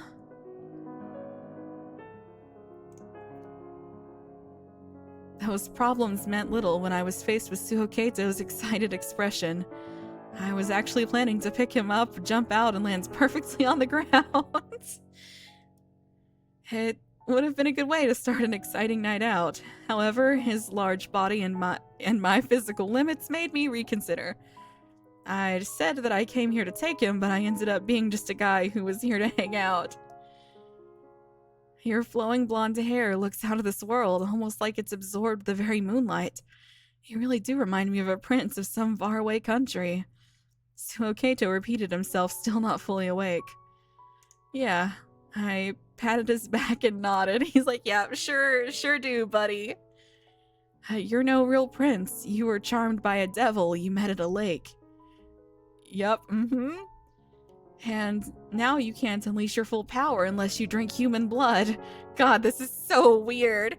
Isn't that what vampires do? Well, you looked like you could both be a prince and a vampire. Is it the red eyes? I mean, there can be princes like that too. Suo Kato made a warm smile. He looked at me like I was something rare and valuable, and it frankly made me feel a little embarrassed. Well, if you say so. Why did you come for me? I guess I wanted to feed on you tonight. God, this is so weird. A prince that attacks his people. Was I a despot or something? That's not it. You can't attack your own subjects, so you feed on people from other countries. That seems like a diplomatic nightmare. I'm glad you're well, at any rate. I patted his head, making him squint as if I was tickling him. Do you prefer lively sacrifices? Oh yes, I need the blood of lively people to regain all my energy. Are you tired? A little bit, yeah. I heaved a sigh. Can't you make any human friends?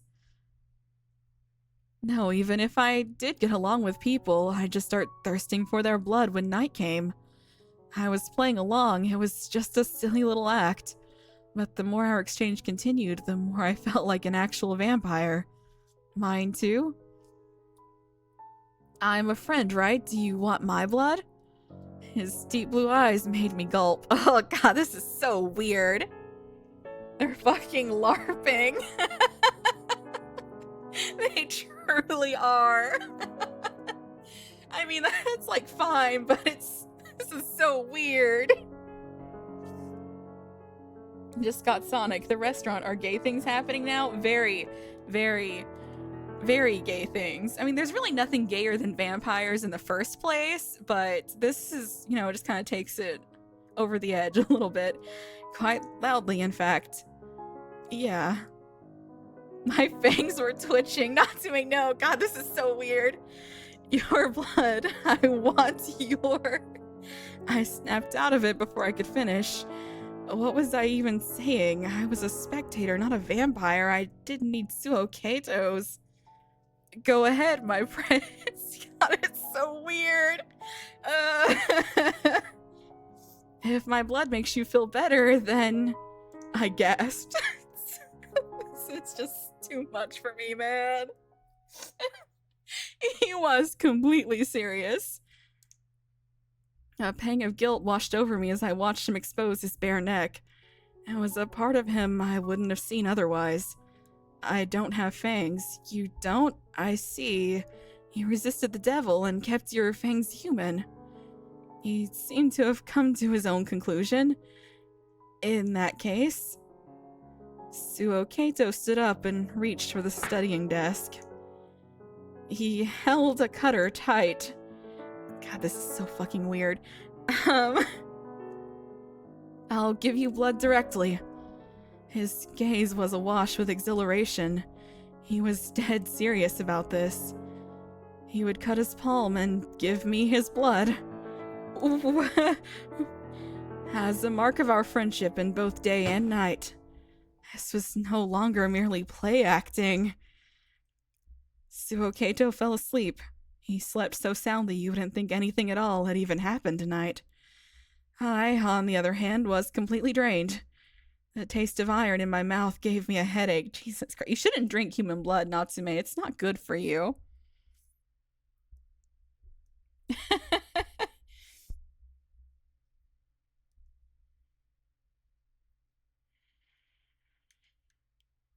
Stephanie Meyer wishes. Love wins. Ugh. Ugh. To think I actually drank his blood. Wait, what was my blood type again? I knew my blood type from when I was still alive, but the same couldn't be said about my current body. If my blood was incompatible with Suo Kato's, I might die. I felt all the blood rush from my head. I threw another glance at the young man still sleeping in peace. The fact he was presenting his cut like a medal made me smile for some reason. The mark of our friendship in both day and night. Oh well. Oh well, if I die, I die. Feeling awful about the whole ordeal, I lay down next to him and hoped I wouldn't turn to ash once morning came.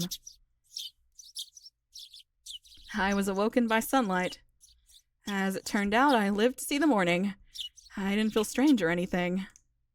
My stirring had woken the boy next to me. Good morning, Suo Kato. Good morning, Natsume. Suo Kato's blood suited my body surprisingly well. God, this is so weird. Ever since that day, he and I spent our nights together. A dream journal? Want to have a look inside? Sure. I don't mind if you read it, but only because it's you. Really? Yes, I'm giving you special permission.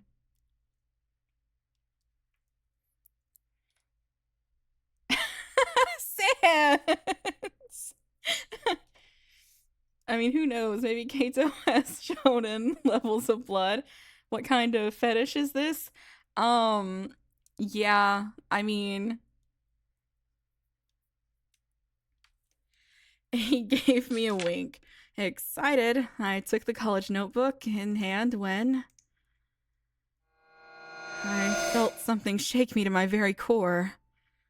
What just happened and why? I couldn't understand it. This was just a simple-looking college notebook. Suo Kato watched over me, slightly bashful. Why? Why was I so... This was... Dreams, dreams, dreams. Death, death, death. They were akin to each other. Various images went through my head, mixing and intertwining. I didn't know why, but I felt like I couldn't open it. Natsume? Interesting. I was sweating like crazy with shaking hands. I placed the journal back on the desk. Could it have been because I was a spectator? Was I afraid of seeing the story? Nesting structure, fractals, a kaleidoscope world, which seemed to pull me in. Interesting. Huh.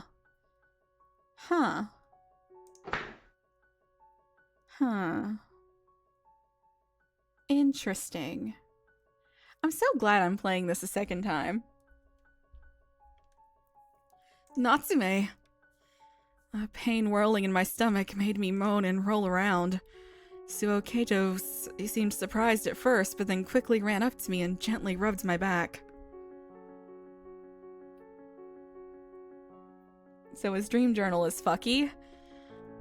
It's okay, relax. No creatures of the night will come in here. I'll protect you. Really? My voice was shaking. Yes. Suo Kato rubbed my back like a gentle father. Even so, I felt as though I could sense death through the place he was touching. God, oh man. Huh. Oh man, oh, damn, okay. I'm putting my little red yarn on my corkboard in my brain. I'm making connections.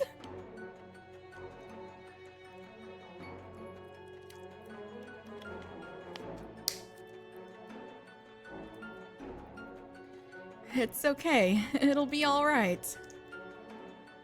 Thank you, Suo Kato. As he flashed his gentle smile at me, I felt like I had my very life in the grasp of this large child. That is a scary thought. Did you listen to the radio yesterday? I did. The new event seemed really interesting. Maybe I should participate. A radio, huh? Vampires are way cooler, though. Yeah, vampires are way cooler than the radio. Losers. What's wrong, Suo? Oh, nothing. I'm coming. I'm home. Hello there, Suo. Back from the club, eh? I made dinner. Oh, thank you. Thank goodness you're here. There's still something interesting to look forward to. Suo? My cork book. I'll go wash my hands. How amazing. I didn't think you were this good at cooking. Come on, I'm not that great. Anyway, eat up before it gets cold. Sure thing. I went to take a bath myself after dinner once Suo was done. The December cold made the changing room a bit too chilly for my comfort, so he recommended I change into lighter clothes first. Natsume, you're a Christian? His question made me stop in the middle of undressing my shirt. Is that what that said? I clicked too soon. I understood what he was getting at once I'd noticed him staring at the cross necklace hanging around my neck. Yeah, I'm not a very zealous believer, though. Do you sing hymns? No, as much as it pains me to admit, I've completely forgotten all the ones I knew. But you still wear the necklace. Suo Kato narrowed his eyes. You always hide it under your clothes, so I was just a bit surprised is all. Really? I took the cross in hand and looked at it.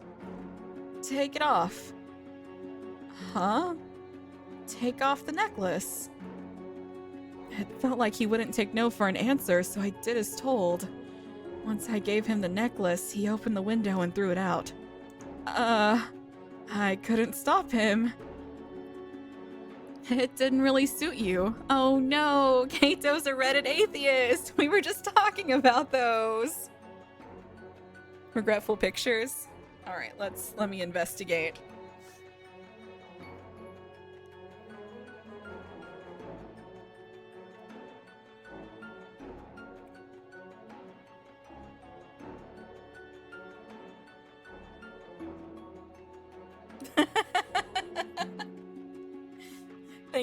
Thank you. It's a real thing. I feel better now. Natsume went on social media frame one. He knows what the Christians are doing in the West. You know? Suokato, whoopsie. Suokato had complete control over me. Even so, I did my best to save him from his sleepwalking. Can I sleep with you? You're like a little child. He laughed at me, but I didn't back down. You mean in my room? That question made me remember the dream journal. No, the guest room I'm staying in. He's avoiding it. Interesting. How awfully selfish.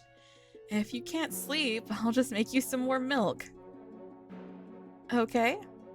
And just like that, he coaxed me into giving up. Suokato didn't come into my room and I ended up sleeping alone. I just want to help you. I fell asleep before I knew it. I woke up, my throat was dry, so I went to drink some water. As I did that, I ran into Suokato in the hall. There was no light in his eyes.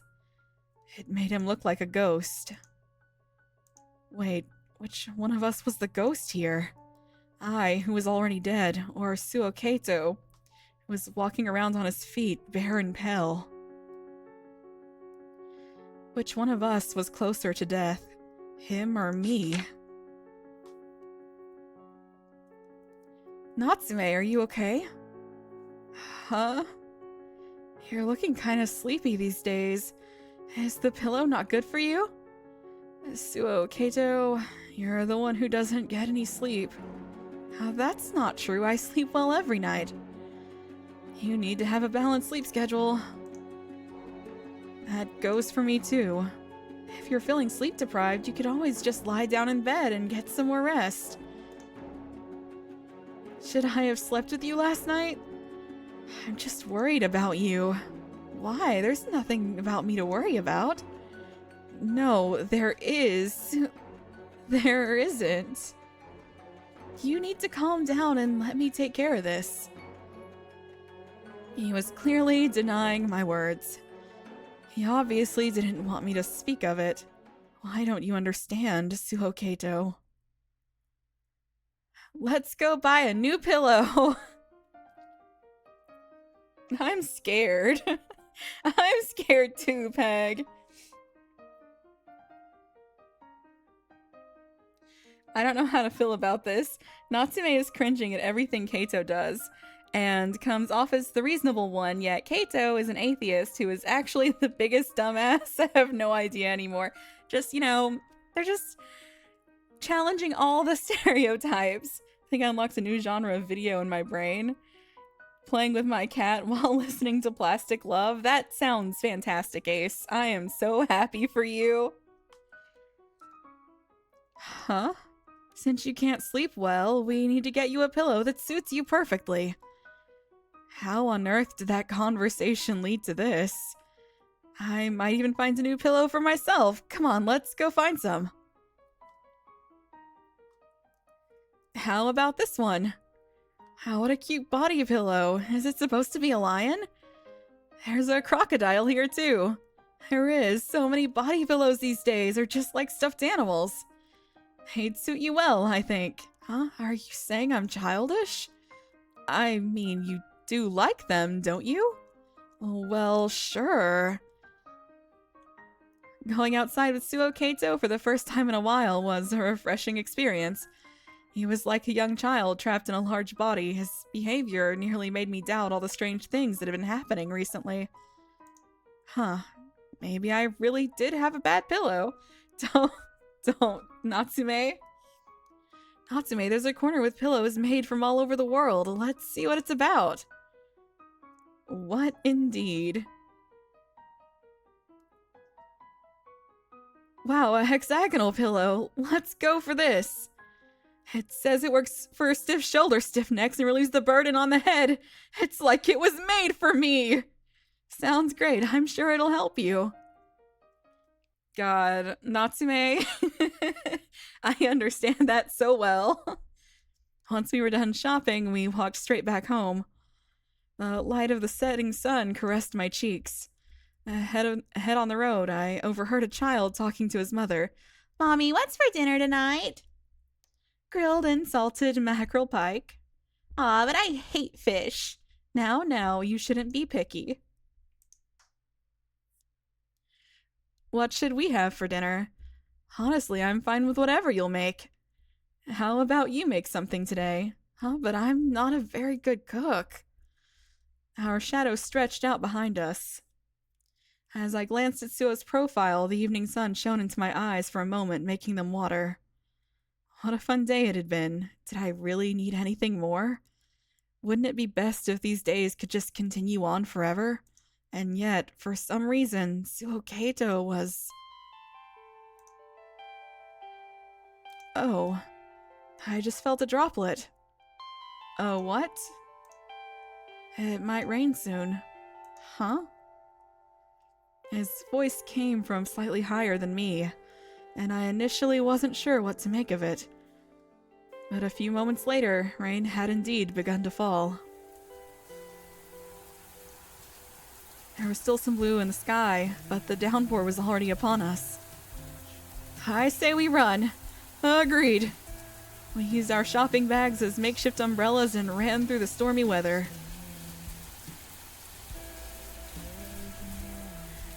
You know, when I'm stuck in the rain, I usually just walk. I don't feel like I get less wet if I run. Wow, Suo, how did you know? Well, for some reason, I can just kind of tell when it's about to rain. I'm not sure why, but I'm always the first one to see it coming. That sounds almost like a superpower. I just spent enough time running in the rain to make the contents of our bags completely soaked. And eventually, the rain stopped bothering us and we just looked at each other like wet dogs and laughed. I really like the rain. The golden rain lit up the evening sun, made both of us wet to our bones. My heart ached as I found both the chill of the rain and the gentle warmth of the light. I hoped it would wash away the lingering pain and make me forget the sacrifices I'd made on my path to becoming stronger. Tall people can tell when it's gonna rain, can confirm. Well, I mean, it does get to you first, so I think that's fair. You were at your most beautiful. Natsume, look how shiny it is. Wow, this is so much fun. And you were laughing within that golden brilliance. Yeah, it is. I understood what he had meant without the need for elaboration. The true nature of the soul. We were all attracted to beauty for reasons we couldn't quite explain. The fear I'd felt in the dark of the night, as well as the peace I'd felt while sleeping. It was all beautiful. No matter what happened, you, Suo Kato, were a wonderful being. And nothing could change that. Hey, Natsume. Huh? What? I actually bought something else. He handed me a new necklace. I heard it helps you sleep, and I think it would suit you well. Thank you, Suo. Bend forward a little. Yeah, I knew it would suit you. Suo Kato smiled like a loving mother. He was so gentle, and my heart ached when I looked at him. That only strengthened my resolve. I was overcome by a suppressing blankness. Wild emotions rushed the sense of death within me. Things I held dear, along with anxiety, emptiness, grandness, yearning, and a longing for death. They were tearing my mind to pieces. However, my yearning for Suo Kato wasn't enough to stop my march. Not even changing his pillow could help stop his sleepwalking. You were standing within the darkness. Were you crying? No, you weren't. If only you had... I paid a visit to his room. Just how long had I been watching over him? I felt like I'd been here the whole day now. Pieces of the dream journal lay scattered on the bed. Was I breathing well? Why was I even here? I didn't understand anything. Anything at all. Me and you both, Natsume. Me and you both, man. A while later, Suo Kato slipped back into his sheets like a bird that had its wings clipped. I stood next to him and picked up his feather. A clear, beautiful feather, as blue as the sky. Stop. Please don't touch me. Natsume. If there's something you want to say, don't just stand there.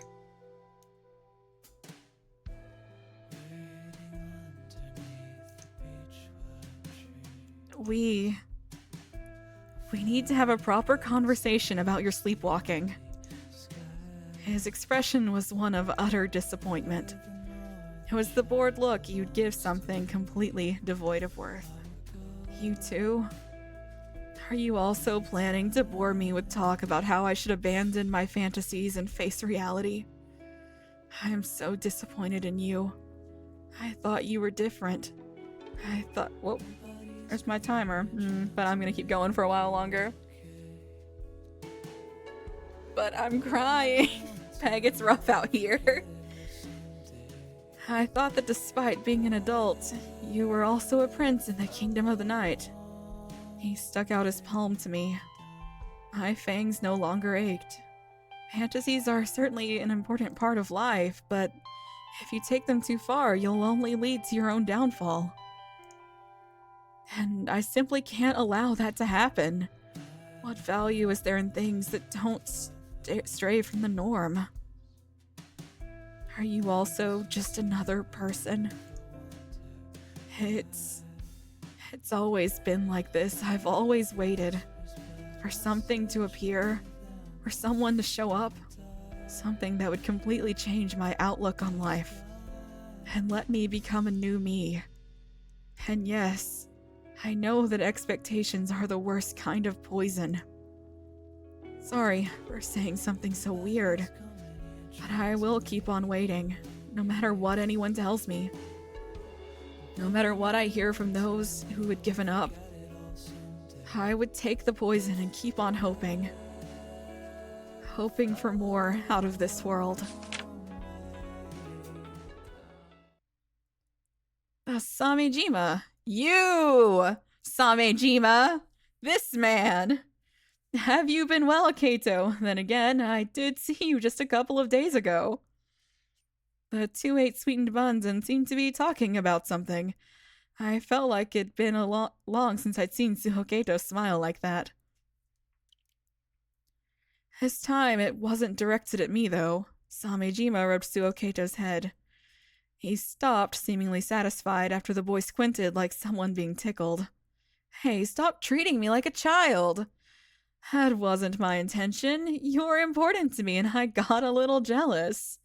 Samejima, do you work at a place where people get angry at you? Well, I'm a policeman, and now that you mention it, there are indeed situations where I get yelled at. Why do such jobs exist? Suho Kato, your father is also a cop, right? Look, it's a gay person. That's a very good question. Once you become a member of society, you'll receive undeserved verbal abuse. Those with sensitive, childlike hearts will get hurt, and sometimes to the point of never recovering, which is why they choose to bury their own emotions. Suho Kato fell silent.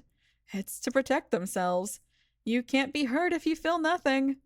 And that's what it means to become an adult. Damn, Samejima. Does that apply to you too? Did you also bury your feelings? Well, I mean, we know he's got a MAMIYA, so yeah. Do we know what Kato's... We know that his dad's a policeman, I think. I feel like that was said in Kato's route.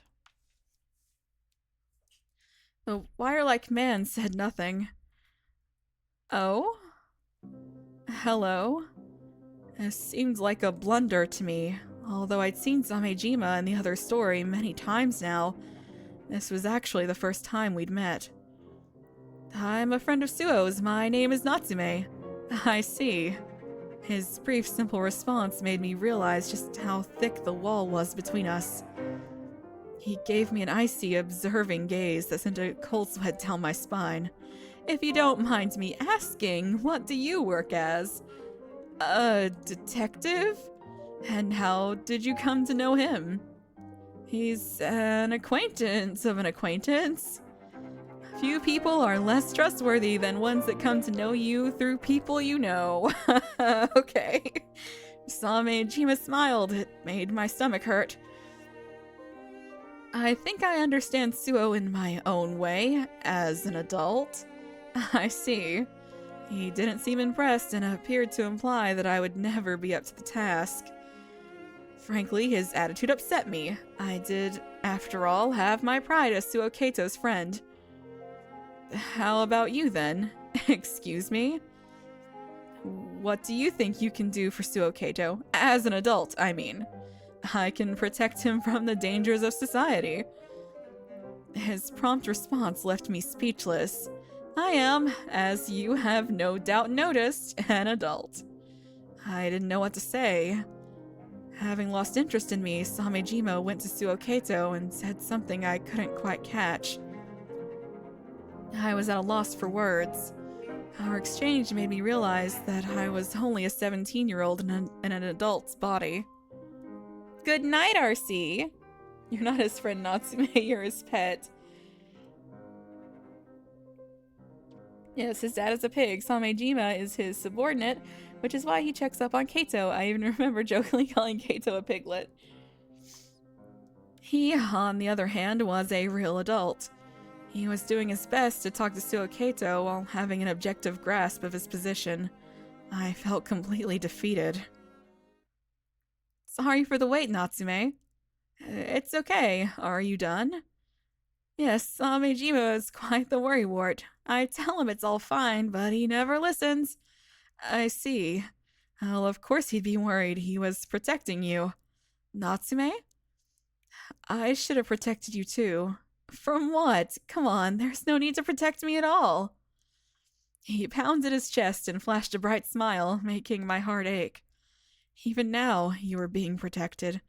By your father, your mother, the school, the teachers, Samejima, even your very environment. Everyone hoped that your future would be one of health and happiness.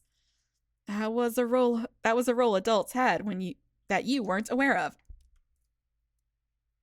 Think about haunting grounds, even if it's only you. I will, RC. I will think about it. I'll probably try it out and see if it's something I think I can manage. I'm not very good at video games. There's a reason I like visual novels and games like Slime Rancher, where I just, look at the slimes and then, blast food into their mouths and then collect their poop and sell it on the black market. Despite how Natsume thought of himself as a 17-year-old in a 23-year-old's body, he absolutely has a certain amount of worldliness.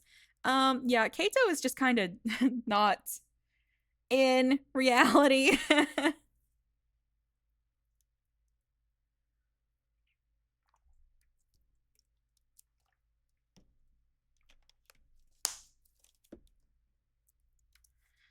I know you do, RC. I mean, like, I did almost beat Lost in Vivo. Excuse me, you do what with the poop? So, in Slime Rancher, you collect their poop and then you sell it. And it gives you money. And then you can, like, upgrade your, like, little pins for your slimes. And you can buy upgrades. The poop is very valuable. You're fine the way you are. Natsume. Oh, my bad. Natsume, you're fine the way you are, too. Kato really is not fine the way he is. I raised my face and saw Suo Kato smiling at me. A faintly pleasant smell of someone's dinner wafted through the evening neighborhood. This was a gentle space, and it felt like everything could be forgiven here. So please stay with me, always and forever. Sounds like a threat. What is the poop used for in universe? Fertilizer? I'm gonna be honest. I never actually read the story stuff. I always just played the game. I wasn't one to like read all of the little notes scattered around. I would just find them because I had to and then like not read them. I don't know. That's probably heresy. How cruel. Suho was such a cruel boy. Okay, I made a weak smile. He might have been right. Perhaps it'd be best if I simply gave him the exciting, stimulus-rich life he so craved. That would be enough. I was entirely too powerless to protect him or even change his perception of things. The idea of leaving some sort of mark on him was pure hubris. He led the way back home, and I silently followed. Our shadows had grown long in the evening sun. If I had to describe it all in one word, it'd be resignation. And so the days came and went. Suo Kato continued being the pure, cruel, and innocent child that he'd always been. He didn't even sleepwalk so long as I didn't say anything unnecessary. This was the way to go all along. Our peaceful days could be maintained as long as I listened to what he had to say. I couldn't do anything about his aversion to adults or his tendency to fantasize.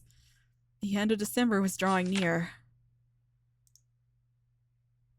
We walked under a sky so cold it could freeze the heart. It was a dark night, illuminated only by the lights of the city. Passers-by around us smiled warmly and with eager anticipation for Christmas Eve. Suo Kato exhaled pale, white breaths as he seemed to be in high spirits. I trailed after him in silence. I had grown a little tired. After some walking, I suddenly heard some singing from the distance. What's that about? We went toward the source and found a choir in the plaza. Wow! Children clad in white were singing to the best of their ability, their faces red from the surrounding cold. I felt my heart uplifted by the beautiful Christmas carols they sang. According to the nearby sign, they were orphans raising money for their orphanage. Suo Kato listened to their performance with a loving look in his eyes, then left them a donation. After that, we backed away with a little bit and continued listening to them from a distance. Their songs brought a smile to my face and provided me with a brief sense of comfort. Suo Kato, on the other hand, seemed to be thinking about something else. It's a miracle. It's really like I'm witnessing a miracle. He exhaled an exhaled. Oh my god, an affectionate sigh. Momentarily distracted by the performance, the people around us briefly stopped before continuing on their way. Look, a choir. Okay, but I'm hungry. Really? Let's hurry home then. It was quite late into the night now. Oh wow, an orphanage choir. They must be so cold, we'll have to pitch in. Oh fine, I guess I do have some change to spare. Oh, that's funny. Oh crap, my show's about to start. It's so pretty. It's not poop. The devs have said it's not slime poop, but for all intents and purposes, it is. So is it poop or isn't it?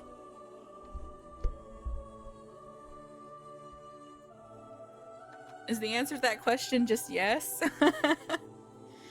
Suo Kato must have heard them too. Even so, he did all he could to focus his attention on the singing children. It was a silent night. A song ended and we gave them our sincerest applause. The children looked at the conductor before moving on to the next piece. The song in question was called Silent Night, which I found all too appropriate for the occasion. I watched Suo Kato completely immerse himself in their performance. At first, he looked like an experienced angel looking over his fresh apprentices. However, the impression I had of him gradually changed. When the second song ended, I threw another glance at him before the choir moved to the third. Suo Kato now looked like a powerless shepherd waiting for the angels to come pick him up. It made me think of the ultimate truth reached by the have-nots. Suo Kato, I couldn't help but address him, but he didn't even look my way. His attention was glued to the children and their choir. Yet his side profile made me certain that I was gazing at something profoundly sacred. Who will protect these children? Oh, Kato. Who could do that? Suo? As Suo Kato finally turned to face me, he made an angelic smile. There was a certain gleam in his eyes that seemed quite unlike him.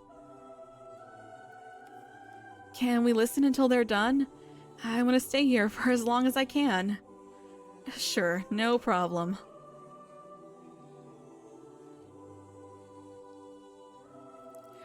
Interesting. Yes, that is true, Pink. The singing continued. Time passed by in peaceful silence. Cold stars rained down. Oh. The world was filled with cruelty and helplessness. So where was their promised land? Their heaven to grant them peace. I had a wonderful time today. Thank you so much. If anything, I should be thanking you. In any case, good night. Good night.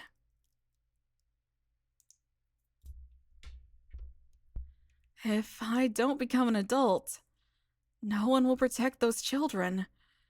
I can't just stay a child forever. One day, I'll become an adult capable enough to protect them. Oh, Kato. At night, it snowed.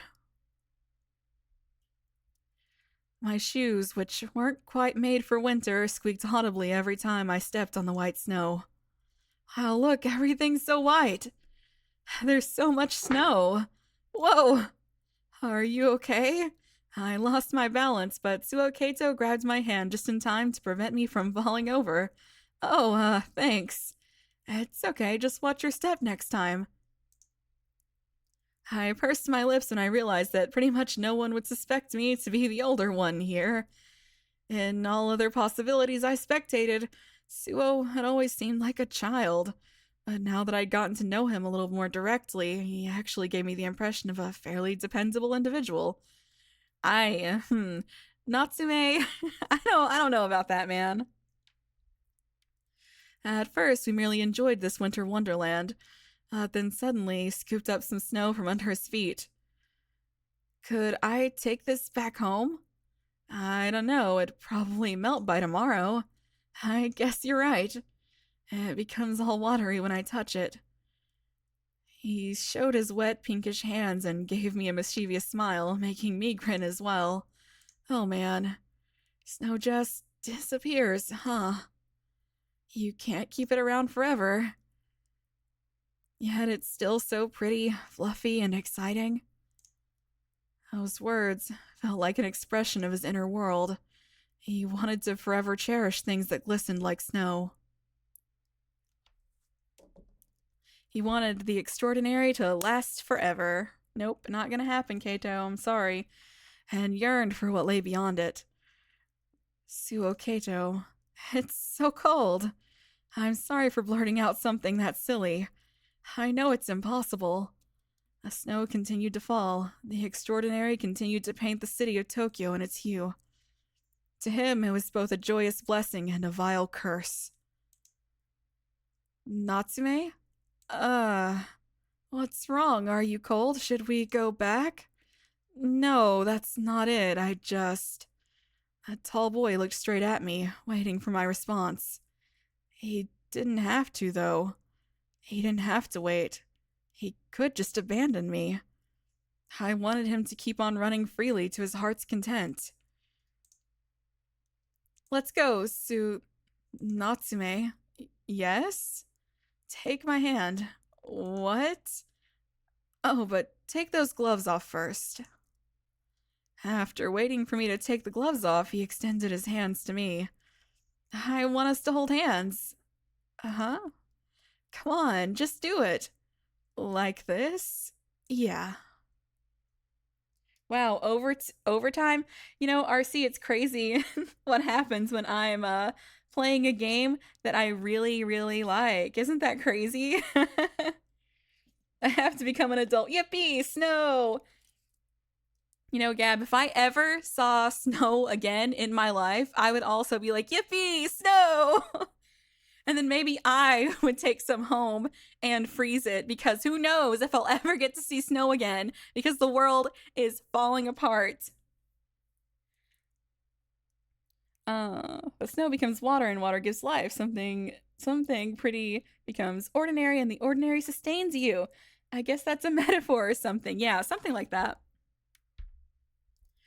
I grabbed his extended hands. They were cold and even a little wet. It sent a brief chill through me. I guess they're pretty cold, huh? Sorry about that. Your hands are so large. I get that a lot. The snow continued to pile up, and somewhere out there, Haruki is dying. Almost like it was trying to bury us alive.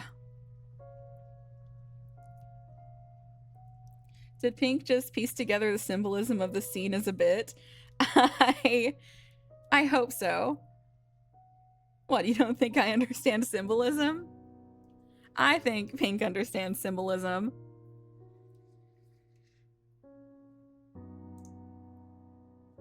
I somehow felt like I had to do this to you.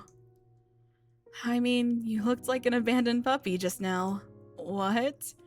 I couldn't just leave you be. Come on, if there's anyone resembling a dog here, it's you. That's right, a dog. You're like a puppy. Pouting, I briefly averted my gaze. I was too embarrassed to look him in the eye. It wasn't just because he compared me to a puppy. His eyes were brimming with loving compassion, and I felt like he'd seen right through me. I was now convinced beyond any shadow of a doubt that Suo Kato meant a lot to me. I felt as though I'd met him a long, long time ago. I had absolutely no idea why I felt like that, though. Huh. Huh. Hey.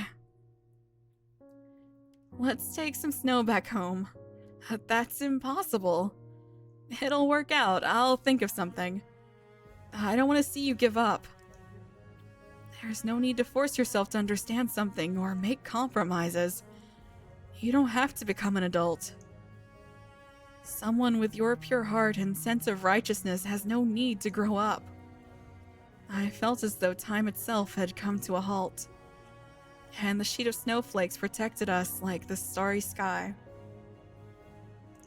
I don't know what it means to become an adult.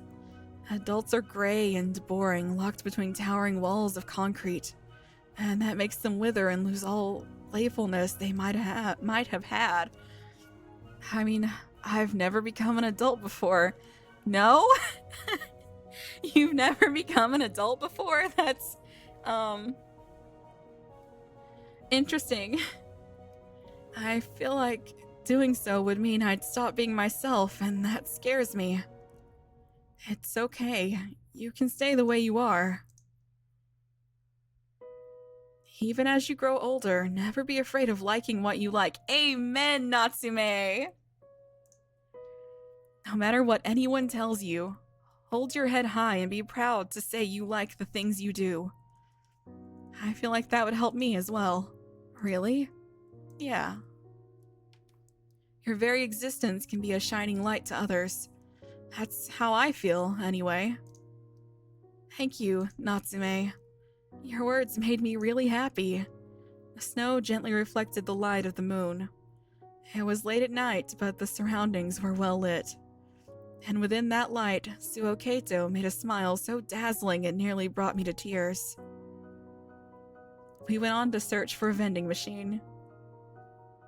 We bought the cheapest bottle of water available and promptly downed its contents. We then dried the empty bottle by blowing inside it and filled it up with snow. We exchanged many laughs over how difficult it was to get all that snow in. That would be really difficult. Someone needs to introduce Kato to Novelle. I can make that happen, right? No, I don't think I have that ability. I don't have those powers. Dude, you can still buy your stuffed animal pillows as an adult. Exactly. I see a puppy cat plushie and I buy it because sitting it on my little shelf makes me happy. I'll try fusion. I'll try and, just get rid of the barrier between fiction and reality and I'll make it happen, okay? Suoketo held the bottle like it was a valuable piece of treasure. He seemed extremely pleased with the results. We both knew that the snow inside would turn to water in the morning, but neither of us set it up. Put it in the freezer!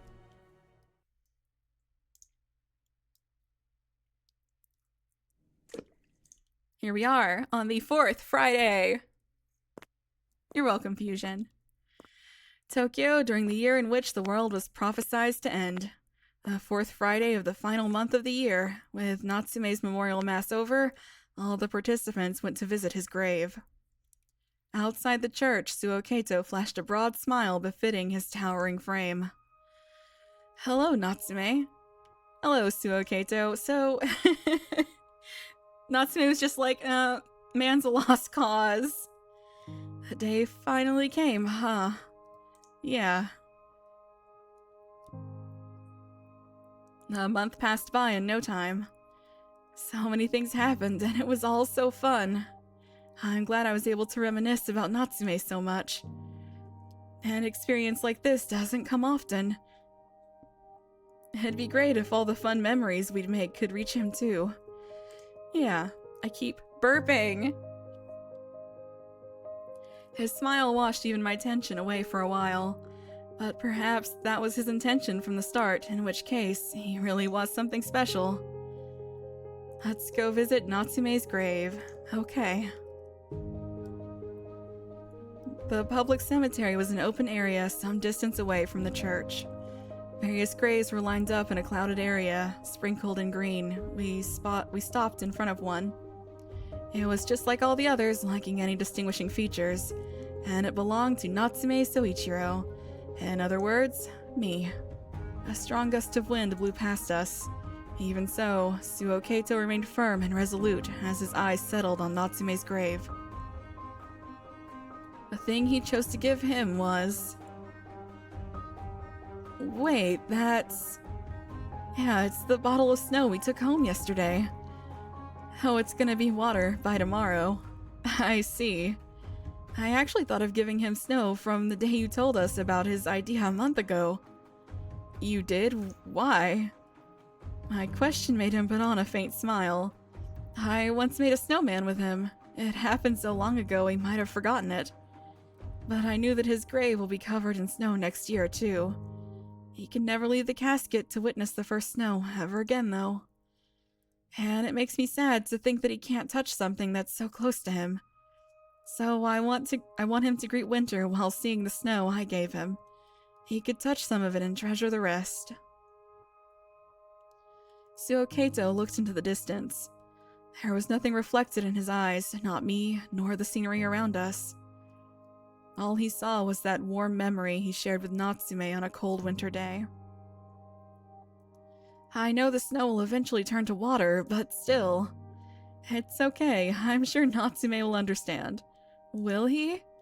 Yeah, he'll remember that snowy day too, I'm sure of it. I hope he does. The dance we mimicked by watching TV, the old May light card game we played, the children's songs we often sang. Suoketo brought up countless memories during our meetings, yet none of them were objects. The fact that he chose something like snow, which would inevitably turn to transparent water, finally made me understand what he really treasured. I'm sure Natsume will be glad. We offered a brief prayer to Natsume's grave before walking away with a smile. Still, it's kinda sad that we'll stop meeting up like this. Oh, don't worry, there's still next week, so let's have some more fun. I guess you're right. I'm so relieved I'm feeling hungry all of a sudden. Why don't we go grab something to eat then? Good idea, what did you have in mind? Well... Oh, sorry, mind if I go to the bathroom for a bit? Sure, I'll be waiting for you right here. Thanks. That was just an excuse. Feeling emotional, I turned back toward the church to burn into my eyes one last time. I guess that's it for my extended mass, as well as our final month together. So many things happened. And it all began right here at my funeral. As I gently placed my hand on the door of the church, a strange feeling of discomfort made my heart race. The extended mass was supposed to be over. It was our last Friday. Yet there was a faint discrepancy tugging at the back of my mind. Wait, what did he just say a few moments ago? There's still next week? Next week, what did he mean? The month had only been 4 Fridays. There was no next week. Then why? Man! Man! That's what I'm saying, Natsume! I suddenly became certain of something. I didn't intend to, but I did. It was the truth behind my peculiar feeling of discomfort. Oh, I saw a glimpse of something I shouldn't have. The story isn't ending. The credits aren't rolling. Before I'd reached the final page and finished reading, there was still one thing left to do, and that was... I have to end my consciousness in this world. The memory of reaching this what-if outcome probably wouldn't even be a footnote. Everything here would be forgotten. I didn't know what would happen to the me who never reached this conclusion. I wish I could have started things over from before I interfered, but then I wouldn't make the same mistakes. Well, I should stop dreaming. It's okay. I believe in myself. Well then, good night, Suo Kato. This story has no ending.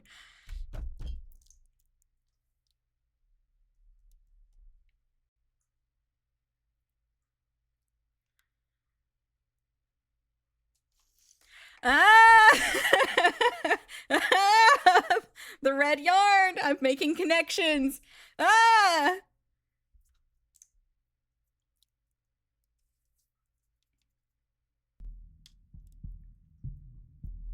Well, that was the conclusion of Rio's and Kato's. Goddamn, holy shit. Okay. Whoa, it's like I didn't already know Novelle and Donnie were intended for mature audiences. Yeah, who knew? It's only like Novelle's every other word is fuck. He's really got to break that habit. So Kato's ending fucked with stuff somehow. Or maybe Kato himself. Ugh, I have so many thoughts. I have so many theories. Okay. I'm so glad that I decided to replay this. That's not on me, Griffin. That's not on me. Where's Novelle? So I do solo streams from time to time now, and to let Novelle rest his fingies because they hurt. He's got a touch of like the, I don't know, the carpal tunnel or something. We don't actually know. The doctor was just like, oh, rest it. So that is what he's doing. So I take these solo streams to expose people to my weird little niche interests and their captive audience. So I'm definitely gonna have to watch the Kato section back once I finish watching the last one I missed. Yeah, I would do that. And there's so much stuff that I didn't think about when it happened, because I was just like, oh, I don't know, weird visual novel being weird. And I just, they're really small flashes, very small moments, but by the time you get to the end and you revisit those, it just, all of those little things, they've clicked into place. And all I will say is that I have confirmed at least one of my theories. I know it must be true now. There's no way I'm not correct. What happened to the regret coin redemption? Novella's working on all of the regret stuff because he needed to redo a lot of it, but then his hands got fucked up. So it's taking a little longer to get it all back into action, but sure enough, it will be back and probably better than it was before. Feels like Kato's route may be the lore one of this second chapter. So Kato's first route had a lot of lore. You just wouldn't recognize it until you've played the whole thing. I love this game. I love it so much. It's so fucking good. I'm so excited for the sequel. I just every time, you know, they advertise it on their little Twitter, I just like frothing at the mouth. Anyway, I should probably end this. So long. Good night. What are we doing tomorrow? I think tomorrow there's going to be an early stream. Maybe I just buy this and play it myself. You totally should. But I think that Novell and Ricky are going to be doing an early stream, and you're going to watch him get his ass kicked in Street Fighter again. So that'd be cool. Wait, the stream's over? Yeah, I actually went overtime because I fucking love this game, and the timer simply will not tell me to leave if I'm not ready to leave. How early? I think they're gonna start at 3 o'clock, and I don't know if I'm gonna be there or not, but probably. Are we still doing Cinema Saturday? Yes, we made sure that it would not interfere with Cinema Saturday. Yeah, and then we should be doing Catherine at our usual time as well. Yeah, no worries. You're still gonna get your monster, Pink. You're gonna get it. EST, Griffin. It is EST. Don't ask me to convert that because I am stupid. It's not, I can't do it. Oh, thank fuck. Don't worry. You're still getting your Cinema Saturday. You're still getting your Catherine. We're good. Damn, getting his ass beat by human, then a video game handing him his ass later. It's gonna be a hard day for Novell. So what time? So for the Street Fighter, it's going to be 3 p.m. EST, and our Catherine stream is our usual time, which is 9 p.m. EST, but don't count on it. Novell's always making us late. Iruma is good too, I guess. I have got to say, I'm so surprised by how much I like Iruma. I thought I was going to be indifferent to it, and honestly, through the first season, up until like the last episode or two, I was like, you know, it's a good show. I'm not gonna write home about it. But in this second season, I am a firm Iruma believer, and now I want to hype it up. So 10 p.m. EST. So no, it's all PM. Okay, I said I was gonna end the stream. I'm ending the stream now. It's over. I'm gonna hit the button. Goodbye. Good night, all that fun stuff.